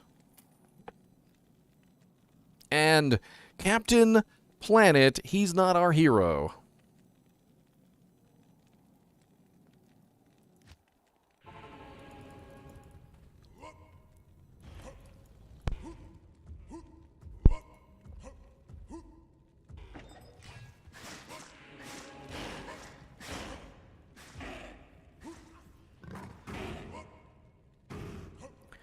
Yup, yup, yup, yup, yup, yup, yup, yup, yup, yup.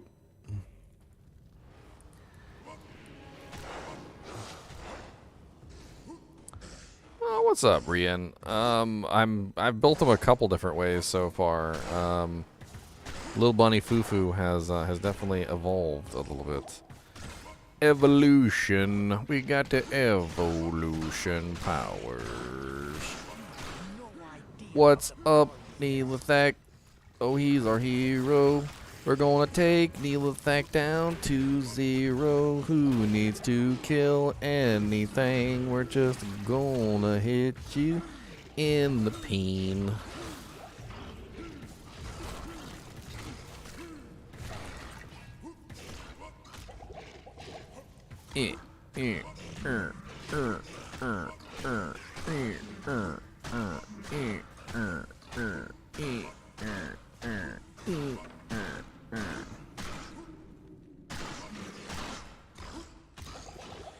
So one interesting thing that kind of makes me laugh about this is that I know there's a build out there. It's called, I think it's the Gold Find Barbarian, and the Gold Find Barbarian does silly things like this. And it kind of gives the Gold Farm Barbarian a different approach. So instead of relying entirely on leap, you could maybe even work in some leap attacks in there for the AoE damage. So, you know, you could like, let's see, like you could crowd a bunch of monsters into a corner. So let's strategically crowd the monsters into a corner, right? So we crowd them into the corner, and then you could just do rip, rip, rip, rip.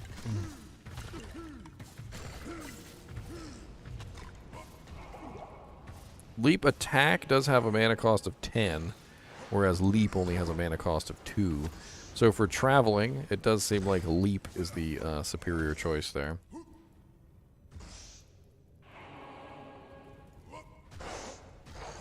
Basically, I mean, leap can pretty much just hold the monsters against the wall. I mean, watch.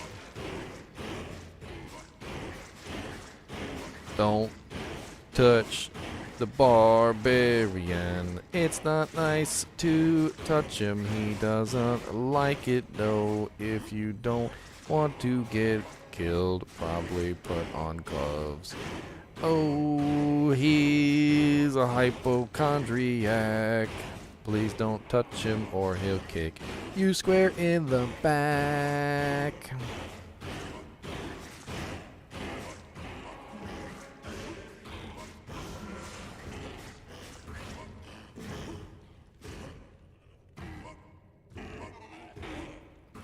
Oh, little bunny foo-foo, hopping through the halls of pain, being just a derp and doing nothing good. I don't really care, you see, I'm killing everything, just running around and causing pain.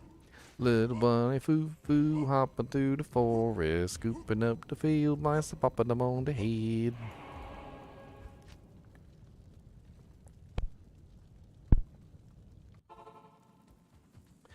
Rip-a-dee-rip-boo.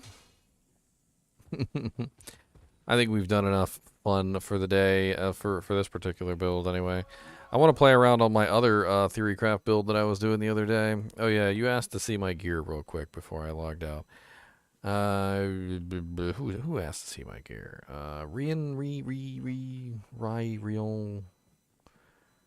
Ryan Onorati.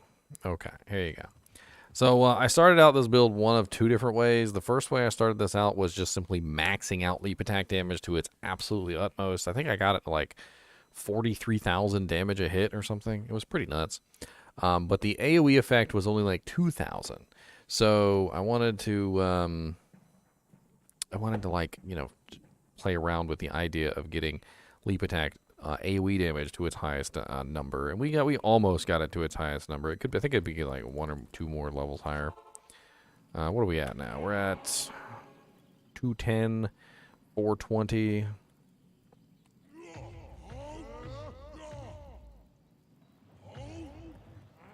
We got it to 270, 4140.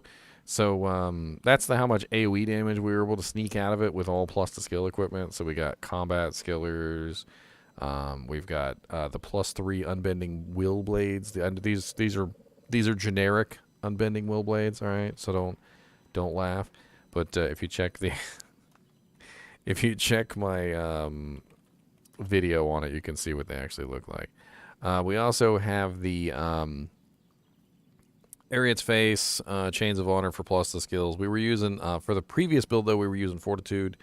And we got Immortal King's 3-piece for the +2 to combat, so we could sneak a little bit more combat skills out of it.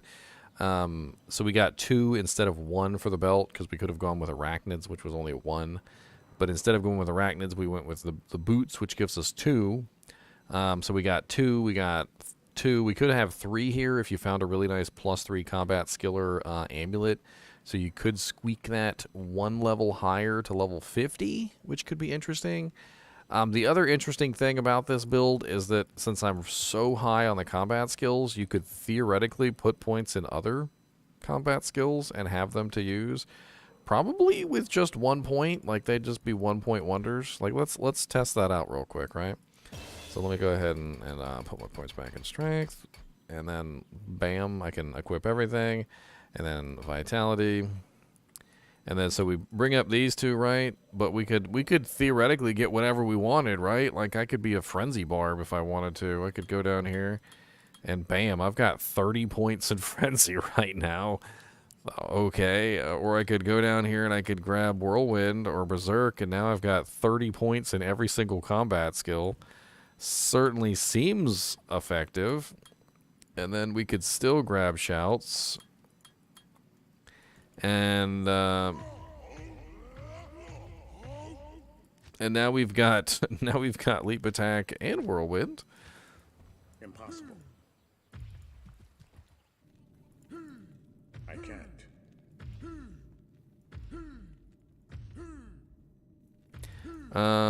Impossible.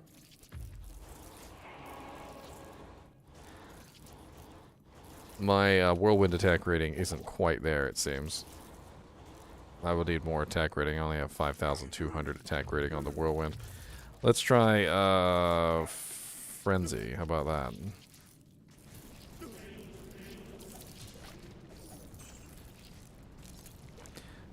I can frenzy just fine.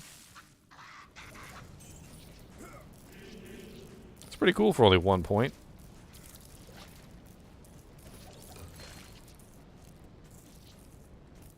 I mean, theoretically, I could use any of the abilities, couldn't I? Let's check out Berserk.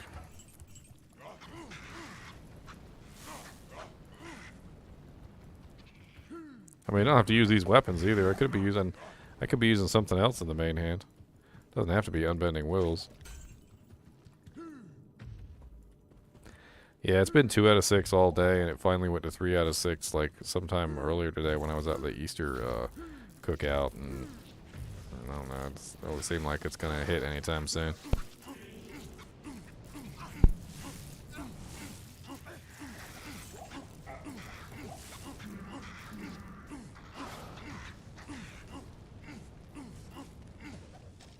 I mean, level 30 combat skills is a lot of freaking combat skills. Like, I feel like there's some room here for just, like, playing around with stuff. Like, you could theoretically actually build one of these skills. Like, let's say, for instance, I don't know, probably not Whirlwind, but I guess we could check it just to see. Let's check it just to see, shall we? Alright, so assuming we put our points into leap and a leap attack, let's go ahead and max out Whirlwind. So what would it be if we maxed it? It's going to be level 49, 240% attack rating, not the greatest. I mean, I know it never really has good attack rating, but whatever.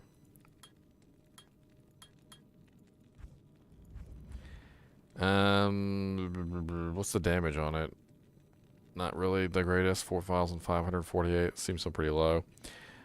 We could also theoretically max out something else. I mean, we're going to build battle orders anyway. Let's try Berserk. I bet you we could probably sneak that in. We could probably max out Berserk. Let's try and sneak in Berserk into this build. So go down here, max points into Berserk, so level 49. Let's go ahead and grab our shouts, and then the synergy for Berserk is Howl and Battle Orders. So we're going to beef out Battle Orders first, and then we're going to beef up Howl. And so we still have our shouts. We still have Leap Attack. We still have we have Max Concentrate. So, I mean, Berserk, sorry. Berserk is hitting for 6,813.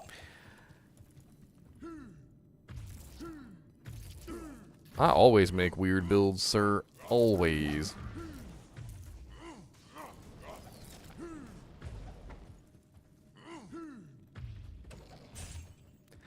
I want to be the weirdest guy that made the weirdest builds. I want you guys to look in awe and probably a little bit of shame. And be like, wow, that's really strange. I don't know why anyone would do that. I'm not really sure that's even useful, even if I was a rat. But I will watch all the videos and check them out anyway. 'Cause he might have an idea that I can steal for some pay.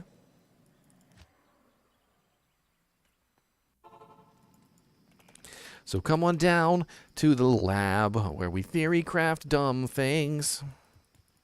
Yes?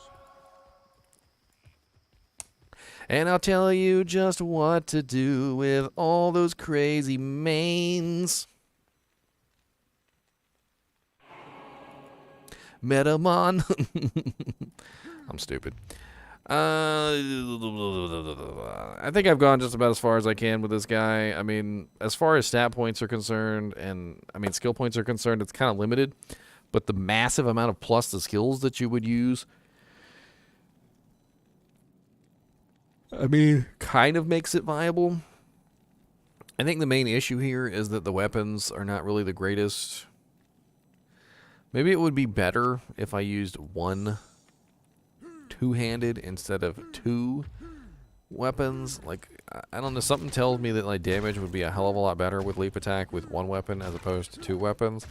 Leap attack seems like a one attack kind of a weapon anyway. I mean, you know, my damage went up to 14k, which is certainly a hell of a lot better than the damage it was before. And my Berserk damage is at 12k now. So it's definitely a lot better.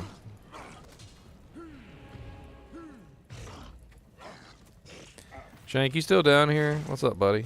How goes it, Shank? Berserk, yeah, die. Leap out. Peace, brothers. Some groupies.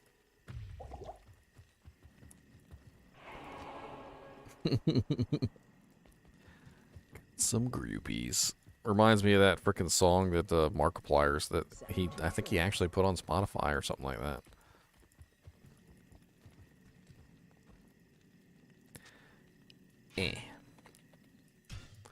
Let's go play with my my other Theorycraft build character. I actually incorporated it into my live character.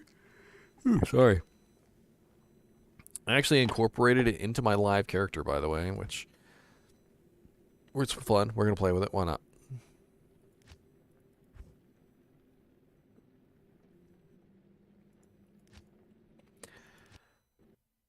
Server down or something?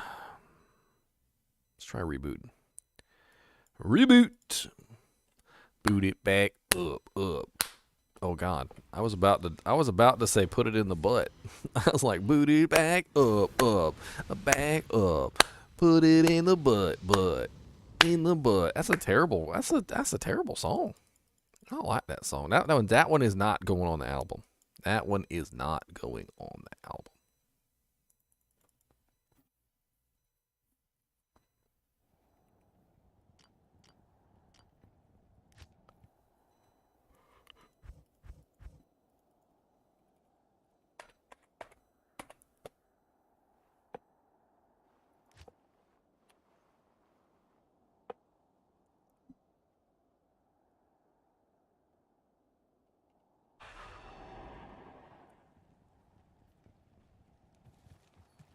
$4,500 damage on a punch barb.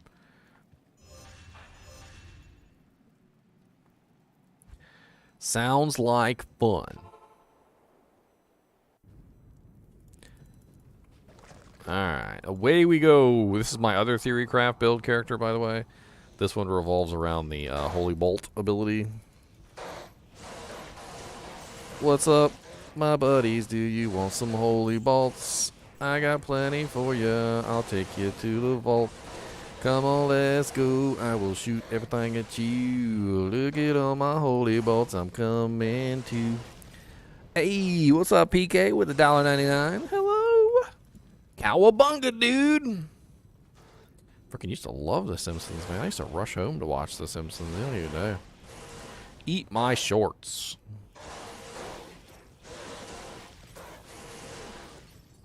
This character's awesome.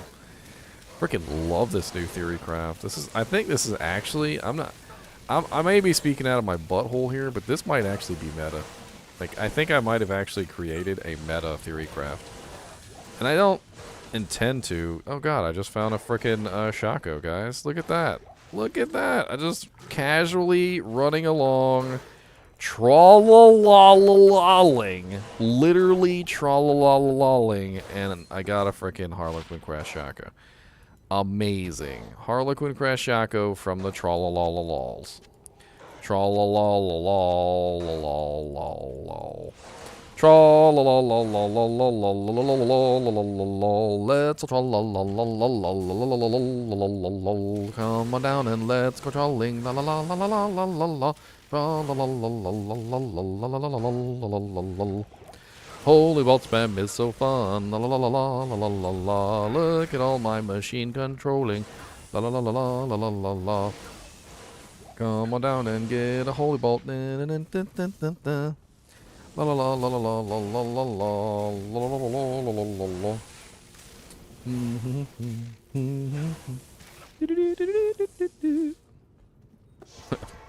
Silo pen the find? Sure, why not? Let's silo pen the find. I think it'd be funny. Alright, so we're going to pull up Silo's pen, and we're going to see what the chances are that dropped from that particular monster. Alright, so Silo's pen on the D2. Here we go. Bink, bink. Alright, so here's Silo's pen, and we're going to pull up the unique item. We're going to pull up the Shaco, the Harlequin's Crest Shaco. Bink. And we're going to go, how much is my magic fine? Hold on, let me double check. I am utilizing,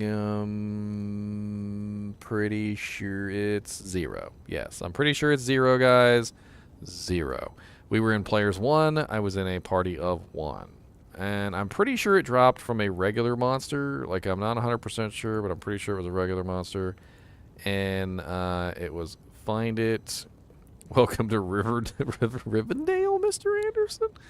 What? Okay, so we need to find the right area. River of Flame, right? It counts as River of Flame, doesn't it?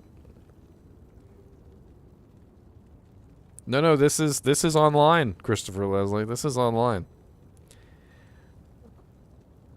Players 1 online. Where's the river? River of Flame. It wasn't a blood maggot. It was a grotesque, right? Or a corpulent? Was it a corpulent? It was a corpulent. I'm pretty sure it was a corpulent. 1, 2, 3, 4, 5. 1 in 1,919,386% on the chance there. So basically lottery. Basically I just won the lottery. That's pretty much all that means. I just won the lotto, boys.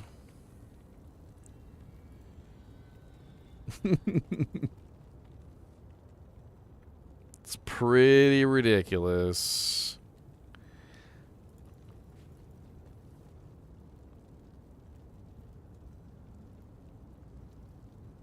Where's my Merc, by the way? Get over here, Merc. We need some fanaticism to make this build really shine. Albu, repair my jank and put these potions in there for me.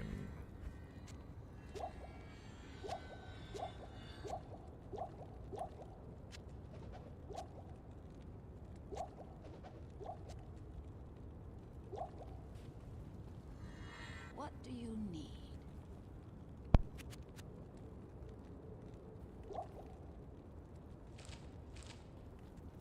Okay, back to trollalolling. Lord Elrond says, welcome to Rivendell, Agent. Smith's voice takes over, and then his class is Mr. Anderson. Line comes in. Line comes. Then Neo wakes up in Matrix 1 in terror. I want to go to Rivendell, though. I'll sign up for the Matrix if I can go to Rivendell. Now back to trollalolling. Tra-la-la-la-la-la-la-la, tra-la-la-la-la-la-la, look at my holy bolt spam. Tra-la-la-la-la-la-la, tra-la-la-la-la-la-la-la-la-la, tra-la-la-la-la-la-la, tra-la-la-la-la-la.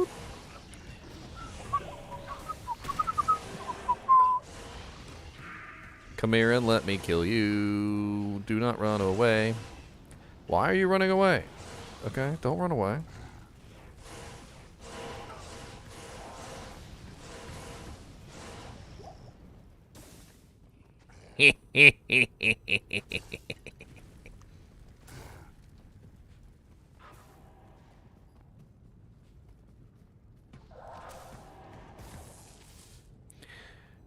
Where's my... I've got Z? Z, Z, Z, Z, Z. And a Z, Z, Z, Z, Z, Z, Z, Z. Whoa. Whoa. Yeah, yeah,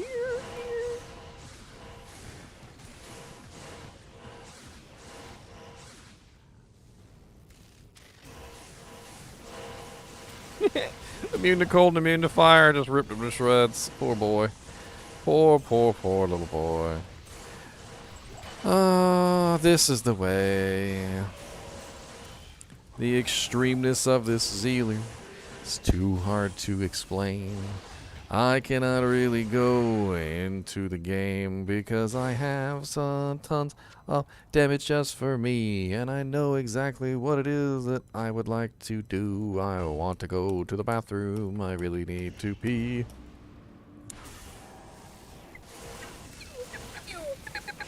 Is this hell difficulty? I'm pretty sure this is hell difficulty, right? It doesn't feel like hell difficulty. This character's on a whole nother level. Like, this Zealer is just, like, insane damage-wise. Like, the Holy Freeze combined with the combined with the holy bolts, combined with the physical damage that he outputs, it's nuts. Like, he's just nuts.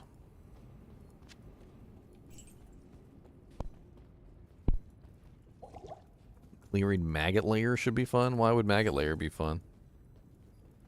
You gotta understand that I'm not limited by the same kind of thing that a Holy Bolt Paladin would be limited by. Holy Bolt Paladins are limited. You know, that's only undead and demons, right? So a place like Maggot Layer that has mainly bugs is obviously going to be a kind of a difficult place, right? But Gull Rune, yeah, I think Gull Rune drops from Canis. I'm pretty sure Gull Rune drops from Canis. That's the highest rune in that armor. I'm not relying on the Holy Bolt damage. That's not what I'm relying on. I just squeaked this in to my existing build that already worked. I'm a Holy Freeze Paladin. I have a massive 3,293 to 3,320 cold damage added to my attack. I'm also a Zealer, so even if I can't kill him with cold, even when I can't kill him with the Holy Bolts, I'm still dealing physical damage. And if I can't kill him with the physical damage, I've got Cold and Holy Bolt. And if I can't kill him with the cold damage, I've got Holy Bolt and physical.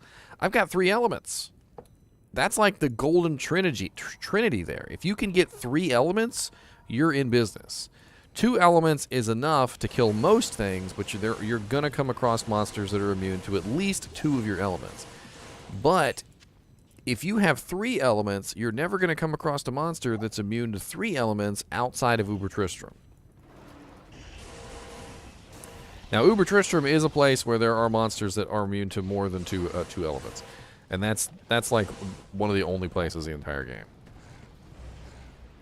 But even there, you should still be a foe. You should still be okay. You'll be alright. What's up, Infector of Souls? My lightning resistance is a little low. Need to fix that.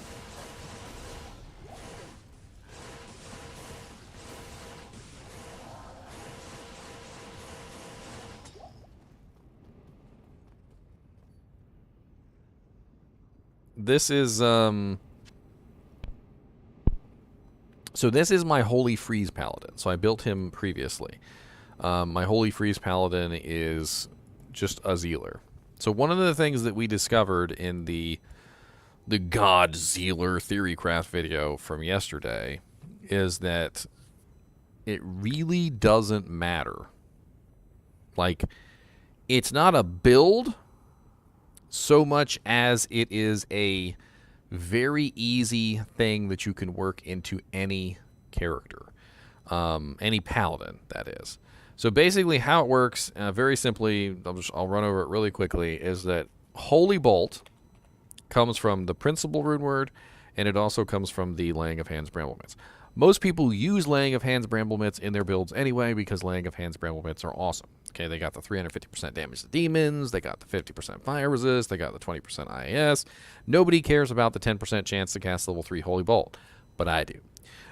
Then we also have the Principal Rune Word, which is garbage, or it was garbage until just recently, and now it's no longer garbage. It's actually really freaking awesome now.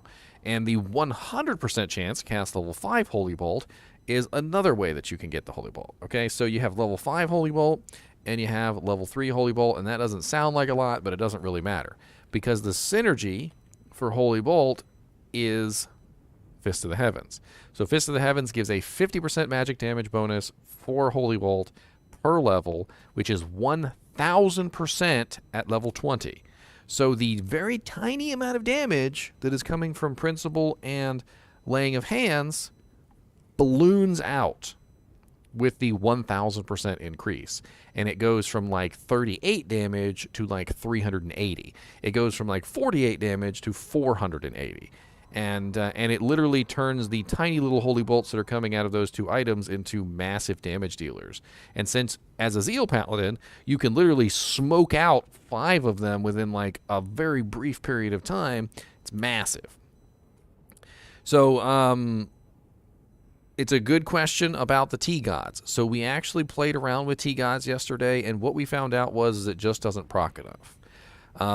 So There's another way that I built it, which was basically where I beefed up Holy Bolt and I also beefed up Holy Shock, and I went through the process of creating a character that really leaned hard into the idea. But basically, what I came across was it just didn't go off enough.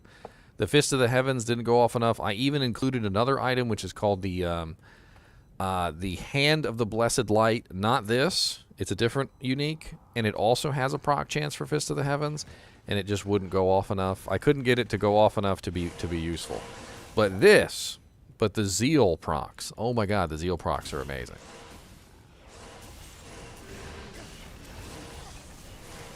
I mean, look at how quickly I'm killing, like, champions and stuff. I just, like, melt them down. I feel like I'm playing a Nightmare. Like, I know this is Hell difficulty, and it is technically Players 1, because I've got nobody else in here. But it doesn't matter. Like, Players 1 Hell feels like Players 1 Nightmare.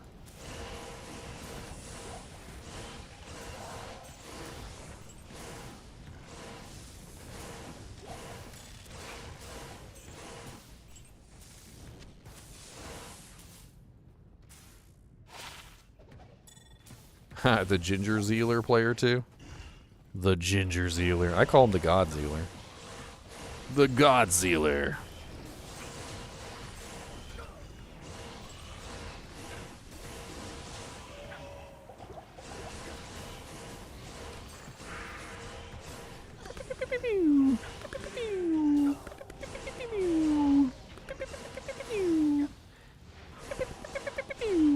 The beauty of this build is in the AoE damage. So I kind of want to talk about this for a second because I'm really excited about this stupid little thing that I found. And I'm assuming that somebody else would have found it too, and maybe somebody else has already found it for all I know. But well, that's not a bad build. 30% lightning, 6% poison, 34 life, 8 strength. That's actually not bad. I'm gonna hold on to that. We also got a Shaco. We got what's an ethereal Shaco on the ground for? Check out my Kuko. Where's my Kuko go? You still my Kuko? You thief!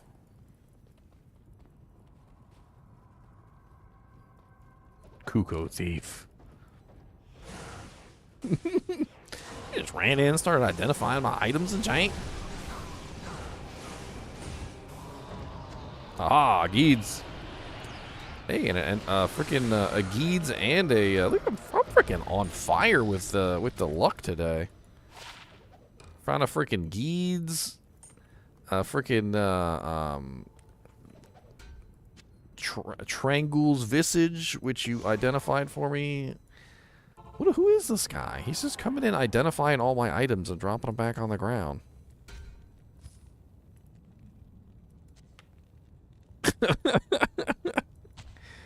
Quit it. I want to identify the item. Nah. Nah. Nah.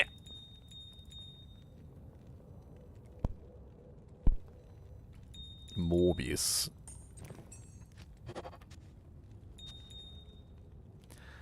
%, Geeds with 12% vendor. I mean, I've already got a pretty good one of these. Does anybody want this Geeds?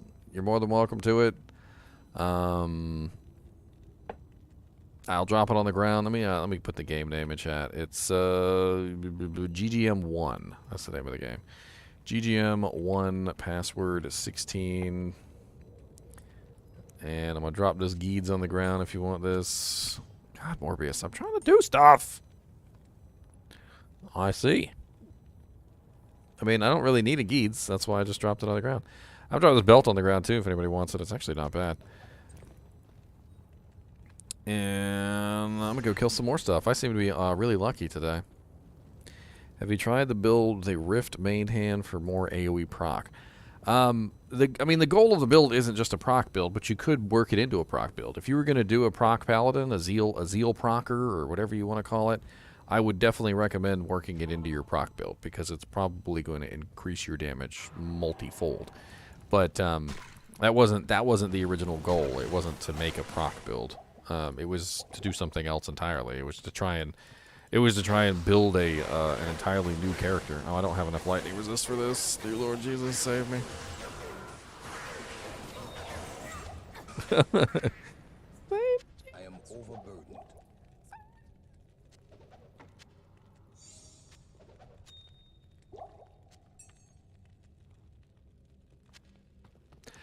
But you could totally work it into a proc build if you wanted to. You could make an entire proc character, and I feel like that's a very easy way for you to enhance that proc build. You could do like Voice of Reason or Rift or any other number of like procking effect Zeal weapons, and work it into the build.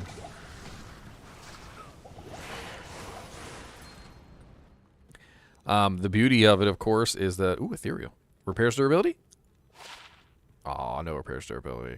No good stats either. Quick question to you guys out there, because I don't think I've actually done this. If you re-roll a rare item, does the rare item re-roll as ethereal, or does it change to a non-ethereal item? So if I take this tomahawk, and I put it into my cube, ethereal, like if I wanted to try and re-roll this as a cruel, like say I wanted to really give it a try and I wanted to take 6 skulls, which I don't have 6 skulls right now, but I put this in the cube with 6 skulls and I re-roll it, does it stay ethereal, or does it convert back to a regular item? Because it could be a fun thing to do, to take like an ethereal rare something and try and re-roll it until you got like a cruel repairs durability or something like that. I actually have a really nice tomahawk, believe it or not, that's like level, it's like a really low level tomahawk that has like freaking almost 300 damage on it. And it's like F repairs durability.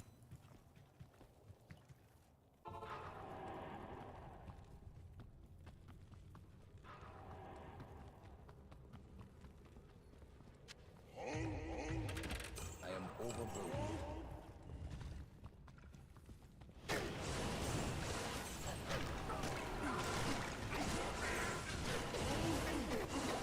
It's so beautiful too, because like I don't have any problems killing anything in the game, but when I come across like an undead or a demon, anything that's an undead or a demon, I just rip through them. Like I just absolutely rip through them. So many people in here today.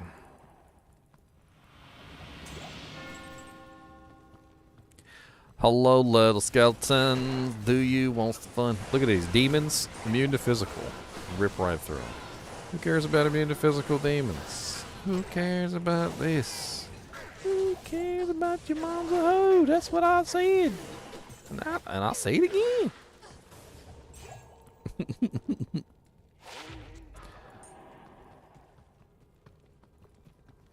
You've tried it before, Morbius? I figured you might have tried it, by the way. Let me hop into Discord and see if anybody's in there.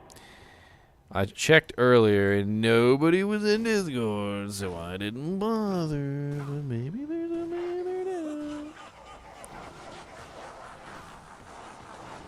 I'm gonna die while I'm AFK. Where the hell is there? It is. Click the button.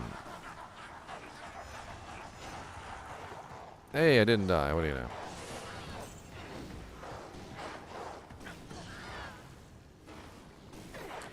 I didn't die. I'm so excited. There we go. Yo. What's up, Morbius? Why are you stealing all my items and identifying them, sir? Why not?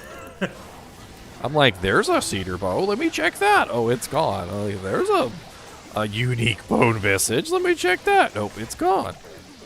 Well, the bow, yeah, was yours, but the other one probably were mine. I have more. You didn't put. How much effort did you put in spawning that Diablo, sir? You came in after I already popped all the seals and after I already killed all the monsters. He's mine. I know I looked up the rare thing reroll, and it says it's not gonna stay the same. So it loses its ethereal nature? I think you can reroll in another ethereal, but you don't have the chance to make it ethereal. Well, I'm not trying to make it ethereal. Like I have Yeah, I but found an it's ethereal. not gonna stay. It's not gonna stay ethereal. Sadness. Let We're me at look it players up 8 again. now. Oh no, okay, we're at players full 5. Still ripping things to shreds. I just love the AoE damage on it. Like you point it, like you pointed at somebody. You kind of just like rearrange your character a little bit to get it like to hit multiple targets, and it just rips through everything. It's funny to watch it just like pour through like an entire group of undead, and then everything dies. These guys over here are a little tough though. I think they've got stone skin, lightning enchanted, magic resistant, everything in the world going on. They're immune to my cold too, of course, because I'm a holy freeze paladin, so that's not helpful. Still taking the holy bolt damage though. Have a little bit of holy bolt damage, sir. You may be immune to everything, but you're not immune to that.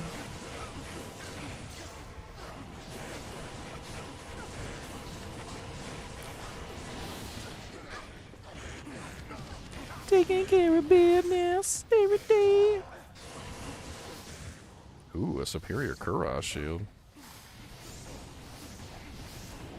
Oh, it's only all resistance is 16, but it's 4 sockets. Sadness. Thought I was going to get super duper lucky. Already found a Trang helm. I'd like rarely ever find Trang helms. Found a Shaco. Found a Geeds. Let's kill Diablo. We're probably going to get a freaking Tyrael's Might. Let's go. You kill Diablo. I mean Bale. Of course.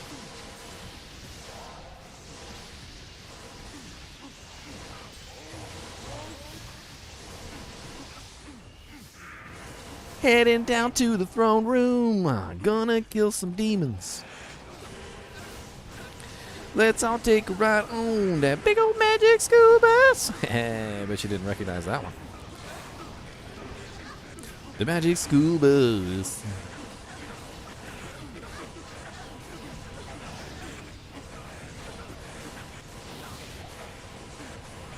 Dude, I freaking love this holy bolt spam. Like it does so much damage so quickly, and it bypasses all resistances, and you just don't even have to worry about it. It's just like added damage. Like if I wasn't running this right now, there would be like no difference between how I have my character set up and how he's set up right now. I would just have a couple extra points into Zeal or something. Like it wouldn't even be that big of a difference. I'd get maybe like an extra 100 damage on my Zeal attack or something, and a little bit of extra attack rating. Like, it really didn't even cost me that much to put the points in to activate this in the first place.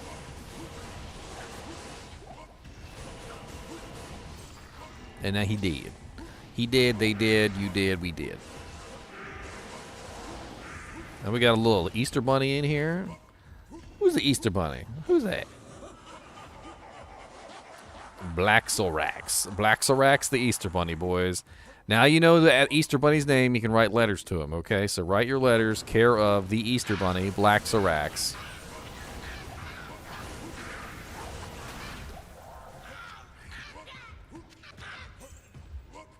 Don't need all these manta potions. Do need some of these super healing potions now. I'll take those. Can I do a theory craft with a rabies druid? I think I've already done several. I did a rabies druid slash summon druid, which he needs to be revisited, by the way, because they recently buffed up the summon druid, and so it could be interesting to play around with him. How many skulls do you have? Flawless, perfect skulls and flawless. I got 2 and two perfects and a flawless. Okay, I have the same. I can trade you those, and maybe someone else has another 1.5. I mean, we can always try it, but I'm not really sure that's what I want to waste him on. I was just wondering. I could always try it on Well, on a hero editor or something, I guess. Yeah, What's up, Bartuk, the not so bloody, because you got holy bolted. And it's cool, too, because not only do I have holy bolt spam like that, which just comes out naturally, So I don't even have to worry about it. But I could also, at any time, just spam holy bolts this way. Maybe I should have an alternate weapon set with, trying to think here. An alternate weapon set with, like, maybe like a 2 spirits or something, just so that I can have faster cast to spam the holy bolts. Hoto and Spirit, you mean?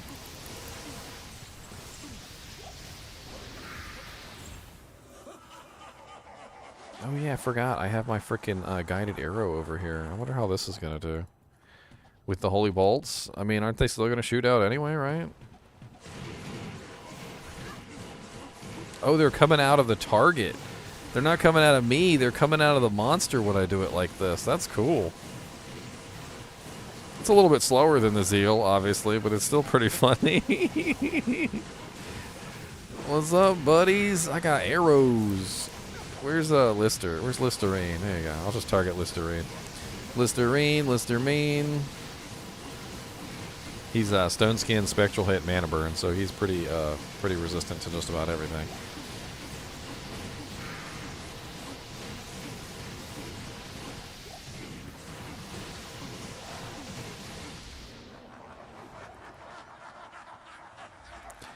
What character uses Metal Grid? Any character that wants to have an Iron Golem, Joe Cool.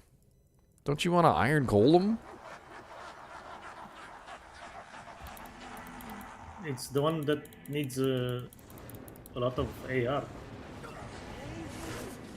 What needs a lot of AR? Well, Metal Grid gives a lot of AR, right? So Oh, Metal Grid has some very interesting uses, yeah. Besides the Iron Golem, but...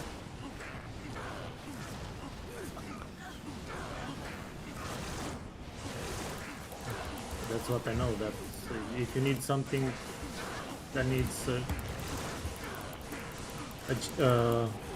all resistances and attack rating, then you get Metal Grid for that. Bale, my 0 MF will make you drop something cool.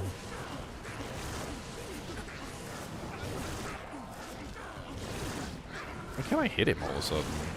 All of a sudden I just can't hit him. Oh dang, a tiara. Yoink!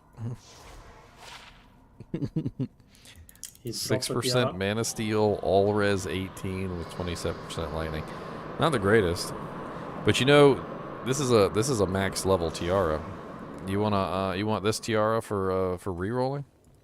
I know you like to reroll stuff. Is blue? No, it's rare. No, It's a rare tiara from Bale, which means it's max level, right? It's max eye level. Well, I think I can upgrade it to a diadem first. So yeah. Oh, you can upgrade it and then reroll it? Doesn't upgrading it take a little bit of the eye level away, though? No. I thought I remember upgrading took away a little bit of the eye level. It is a formula over there, but even so, can I have it? Yeah. It's not really worth using as it is. The only use it has is to be re-rolled. Let me check the upgrade.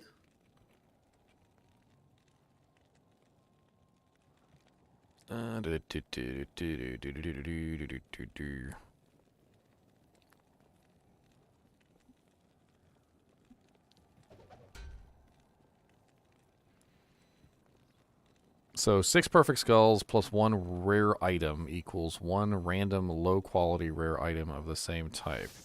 Eye level equals, and it says 0.4 times sea level plus 0.4 times eye level. The recipe rerolls the rare item, resetting all modifiers. The item level is lowered, but can still be fairly high if the item and the character rolling it are high level. A level 80 character and a level 80 item would turn into a 32 plus 32, which equals eye level 64. Note that the cube is only 12 spaces, so you can only reroll items that will fit. So basically what it's saying is that you want to reroll it on a high level character. So what are you, Level. I have a level 90 sorceress. Okay, so level 90, and then we know it's the highest level eye level that it can possibly be. So Bale eye Hey, James. level. I can get the free What is gems. the eye level of Bale? In Hell difficulty, Bale is level 99. So it would be 99 times 0.4 equals 39.6. And then what was your level again? 90. 90 times 0.4. So 36 plus 39.6. Dying. So it would still be an eye level 75, probably rounded up to 76 because it's 75.6. So an eye level 76 tiara after you finish with it. I'm not sure if that's high enough. Is that high enough to get plus 2s?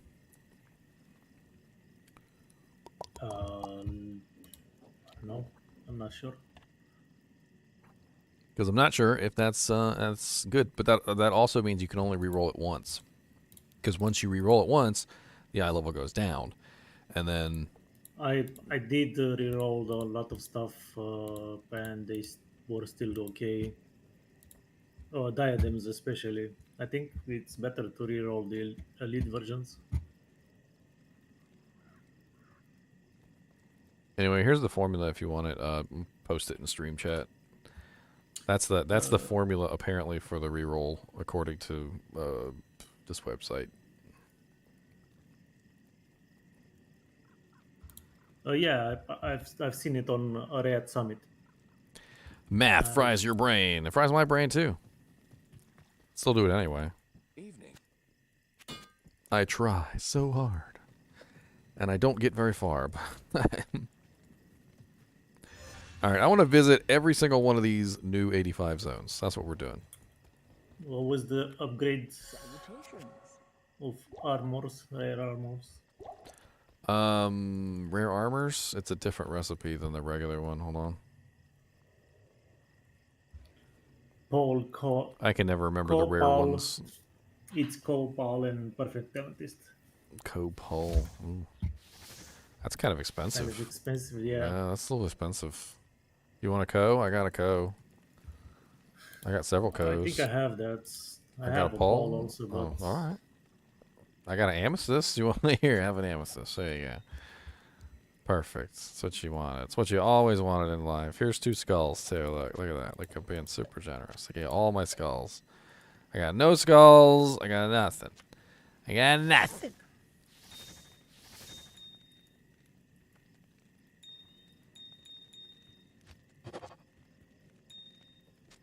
where's the co? You said co. Not co. What? You said you had a co? Yeah, but I'm a mule. Gotta do everything. Not everything. Something. Yeah, throw barb's pretty fun. Insane. Insane. That's But kind of. does upgrade affect the eye level? I don't know.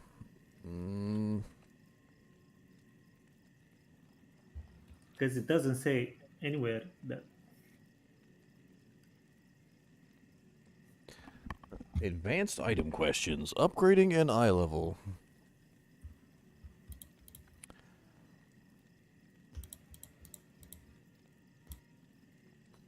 Anyway, I did it.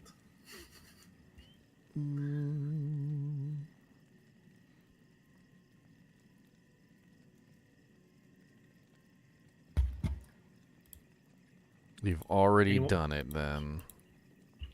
Anyone in the game has a One perfect skull. skull and the flawless skull? One skull to rule them all. One skull to kill them. Christopher, it's kind of hard to calculate out my damage. My damage is weird. Okay, it's weird. I mean, if you were to try and run my my damage on a calculator, it would look really stupid, and I don't even know how it would actually work. Like, You know what? Let's do it just for fun, shall we? So let's run my damage, and we'll have fun formulating what my minimum and what my maximum is, and all that other bull crap, because it's not easy, like in any way, shape, or form. Like it gets to the point where a lot of the times you're just like, okay, well, it's all right. We'll just food. It's done. It's good. That's good. We'll just do it that way. That's good. I need you to be a little bit smaller, sir. That's good. Stay right there. All right, and then we're gonna pull up a calculator. Damn, I don't have. Maybe we can search for gem shrines. I don't know. All right, so we're gonna pull up this calculator real quick, and we're gonna run this. So it shouldn't take that long. All right, so my damage is what 6,105. So let's write that down. So per hit, I'm 6,135 to 6,764. All right, that's what is written on my board, right? But I also have an AoE damage effect of Holy Freeze, which hits everyone in pulses, which is 711 to 1,400. Cheek clappage. 1,434. That's my pulse damage, so every time anybody's near me, they're taking pulse damage. I also have a negative enemy lightning resistance, which is kind of difficult to calculate into this. So I have negative 10% enemy lightning. Let's say EC. We'll just say EC. I also have 48% chance of crushing blow. And where's my deadly strike? I know I got some deadly strike on here. There's a little bit. 15% DS.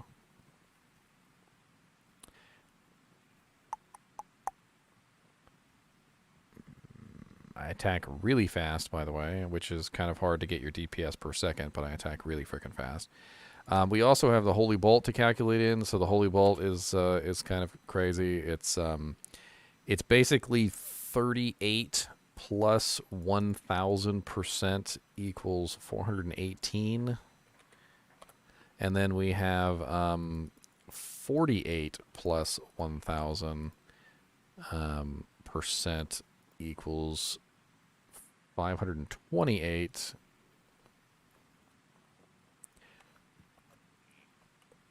All right, and then so every zeal, it's added straight to all my zeals because Principle is a 100% effect, so 100% chance.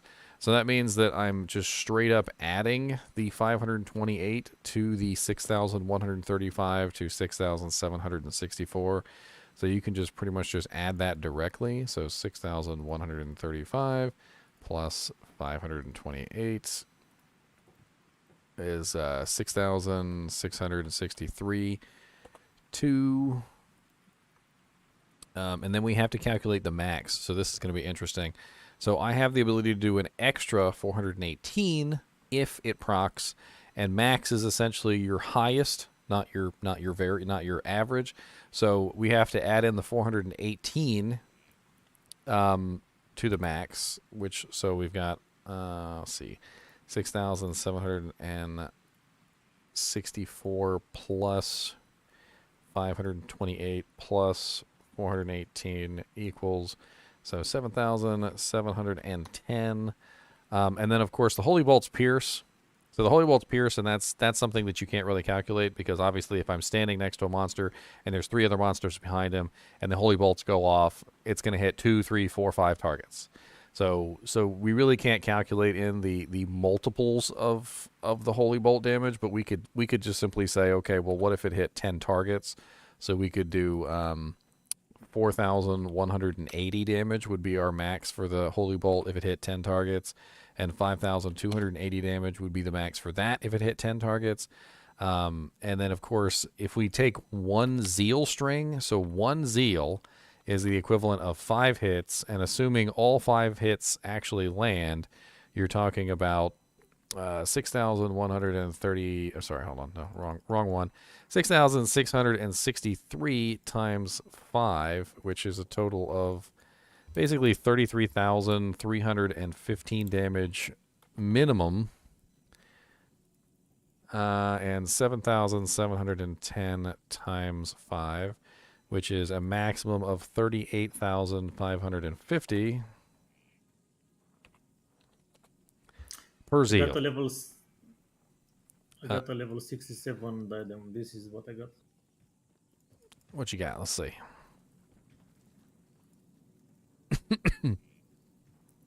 Oh, you put it in chat? There you go. Oh, +2 Amazon, +6 min, 12 dex, 38 mana, fire resist 10. I mean, not really good on the resistances, but +2 Amazon with 6 min and 12 dex and 38 mana is actually not bad. I gave one to one of the guys yesterday. I think Jack or Joe, with T2 Paladin attack rating, a lot of attack rating based on level and then on itself and with strength. All right, so let's test something else out here real quick. So can I add my pulse damage to my zeal? Just really quickly. God, just murder things then. Jeez, I should have obliterated that guy. 1,000, 2 1,000, 3 1,000. So it looks like the pulse of the holy freeze goes off every 3 seconds. And if we assume that it takes at least like 1.5 seconds to do a full zeal, I think 1.5 seconds is about right for a full zeal 5 hit. So we could divide the 711 in half. So 355 added to that. So it would be plus 33,315, which is what, 33,672, 1,434 plus 38,550.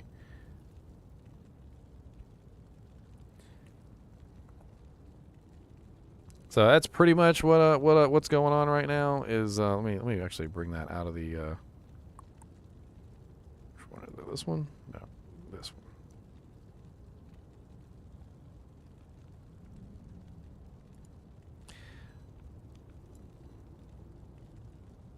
So that's pretty much the damage that I'm doing right now, right there. So per zeal, I'm doing about 33,670 to 39,267. That's basically what's going on. Because I've got the pulse of the effect, I've got the cold damage being added to my ability, I've got the physical damage being added to my ability, of course, and I'm not calculating in other things, like for instance, I do have a 15% chance of Deadly Strike, which is going to bump that up a little bit when I get crits. I do have the 48% chance of CB, which is also going to add into that, and of course the negative 10% to enemy cold resistance helps out to keep those cold damage numbers actually calculating correctly. I mean, it's all really silly, right? But that's a pretty large amount of damage. I mean, you're talking about per zeal. And then, of course, the holy bolts themselves, I feel like, are doing way more damage than that. So you would have to say that the holy bolts are piercing. And so the holy bolts are probably going to be doing way more damage than you would think, like just in general. Let's go to Arachnid's Lair. Do you want to see Ubers with the build? I'm not really sure I have the survivability for Ubers.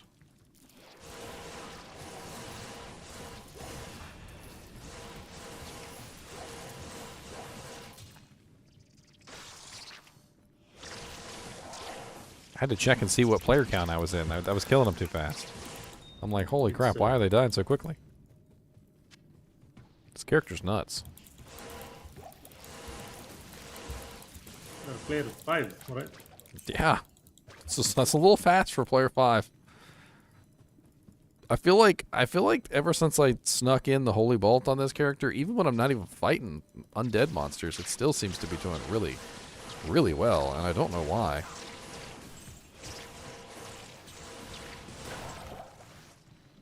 Like, the cold damage is really high. Of course, they changed Holy Freeze recently, and so they did beef him up a bit when they changed Holy Freeze. So, I mean, maybe there's that. Maybe it's the extra 200% in melee that I'm getting, which I forgot to calculate in, by the way. God bless it. Yeah, there it is. Look. Look. Holy Freeze in melee damage. Ah, interesting. Interesting.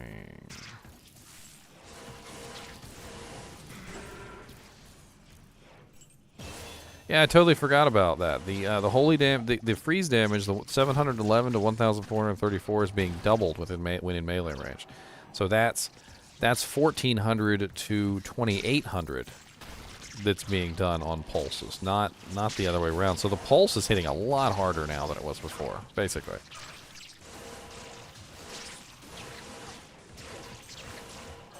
I made your contest quest. You did my Countess quest? Yeah. Stole my Countess runes, you thief. Those were my Countess drops. Thief. Decent low level ring, I guess. What do you think? Have I done my I did my health forge already? Oh, okay. I'm pretty sure Gull Rune drops from Hell Countess. I know it does. I don't think Gull Rune drops from Nightmare Countess. I don't think so. East is the toppest rune that she can drop. What's above that it is just random luck. I mean, I know you can get Gull Runes from the Hell Hellforge quest, which is not super hard to do. Like I said, she drops maximum East, up to low if it's lucky. Mm-hmm. It says Nightmare L to IO/Co. So yeah, she's not dropping a Gull Rune in Nightmare. She can drop up to a low rune in Hell, but it's from her special drop. Honestly, you end up getting better runes just from the ghosts on the way to her half the time. I mean, you could theoretically farm ghosts in Sanctuary and Hell. If you got an elemental damage build, they're not that hard to kill. In fact, that's actually one thing I wanted to test out with this build, was go play with the ghosts. I feel like I'd have no problem with the ghosts in Sanctuary.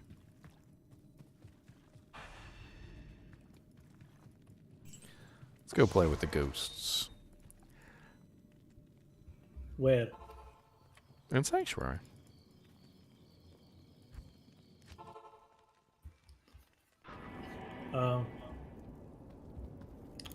I was talking to you about this weapon. Hi, Black Sarax. Thanks for coming in and being a bunny rabbit. Yeah, I knew exactly what weapon you were talking about, man. I've theorized many builds on it. It's an interesting weapon, and you'd have to upgrade it, obviously, because it's a Grim Scythe. So the Grim Scythe would have to be upgraded to the Thresher, or is it Giant Thresher? I don't even remember Giant which. Thresher. Obviously, as a Necromancer, you're not going to be the strongest character as far as like melee goes.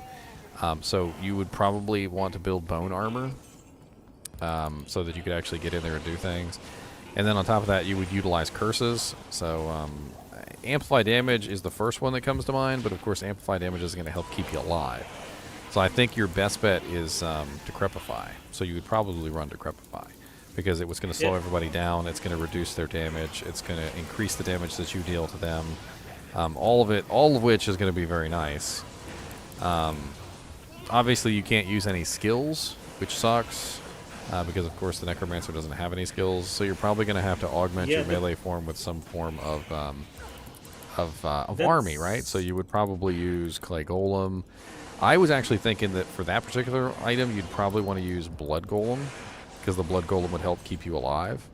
A maxed out Blood Golem would probably work out really well with that, because, you know, it'd basically be your lifesteal. Yeah, but listen, I was thinking like how they changed so many spells, right, lately. Even the Barbarian Mastery, they can change the poison dagger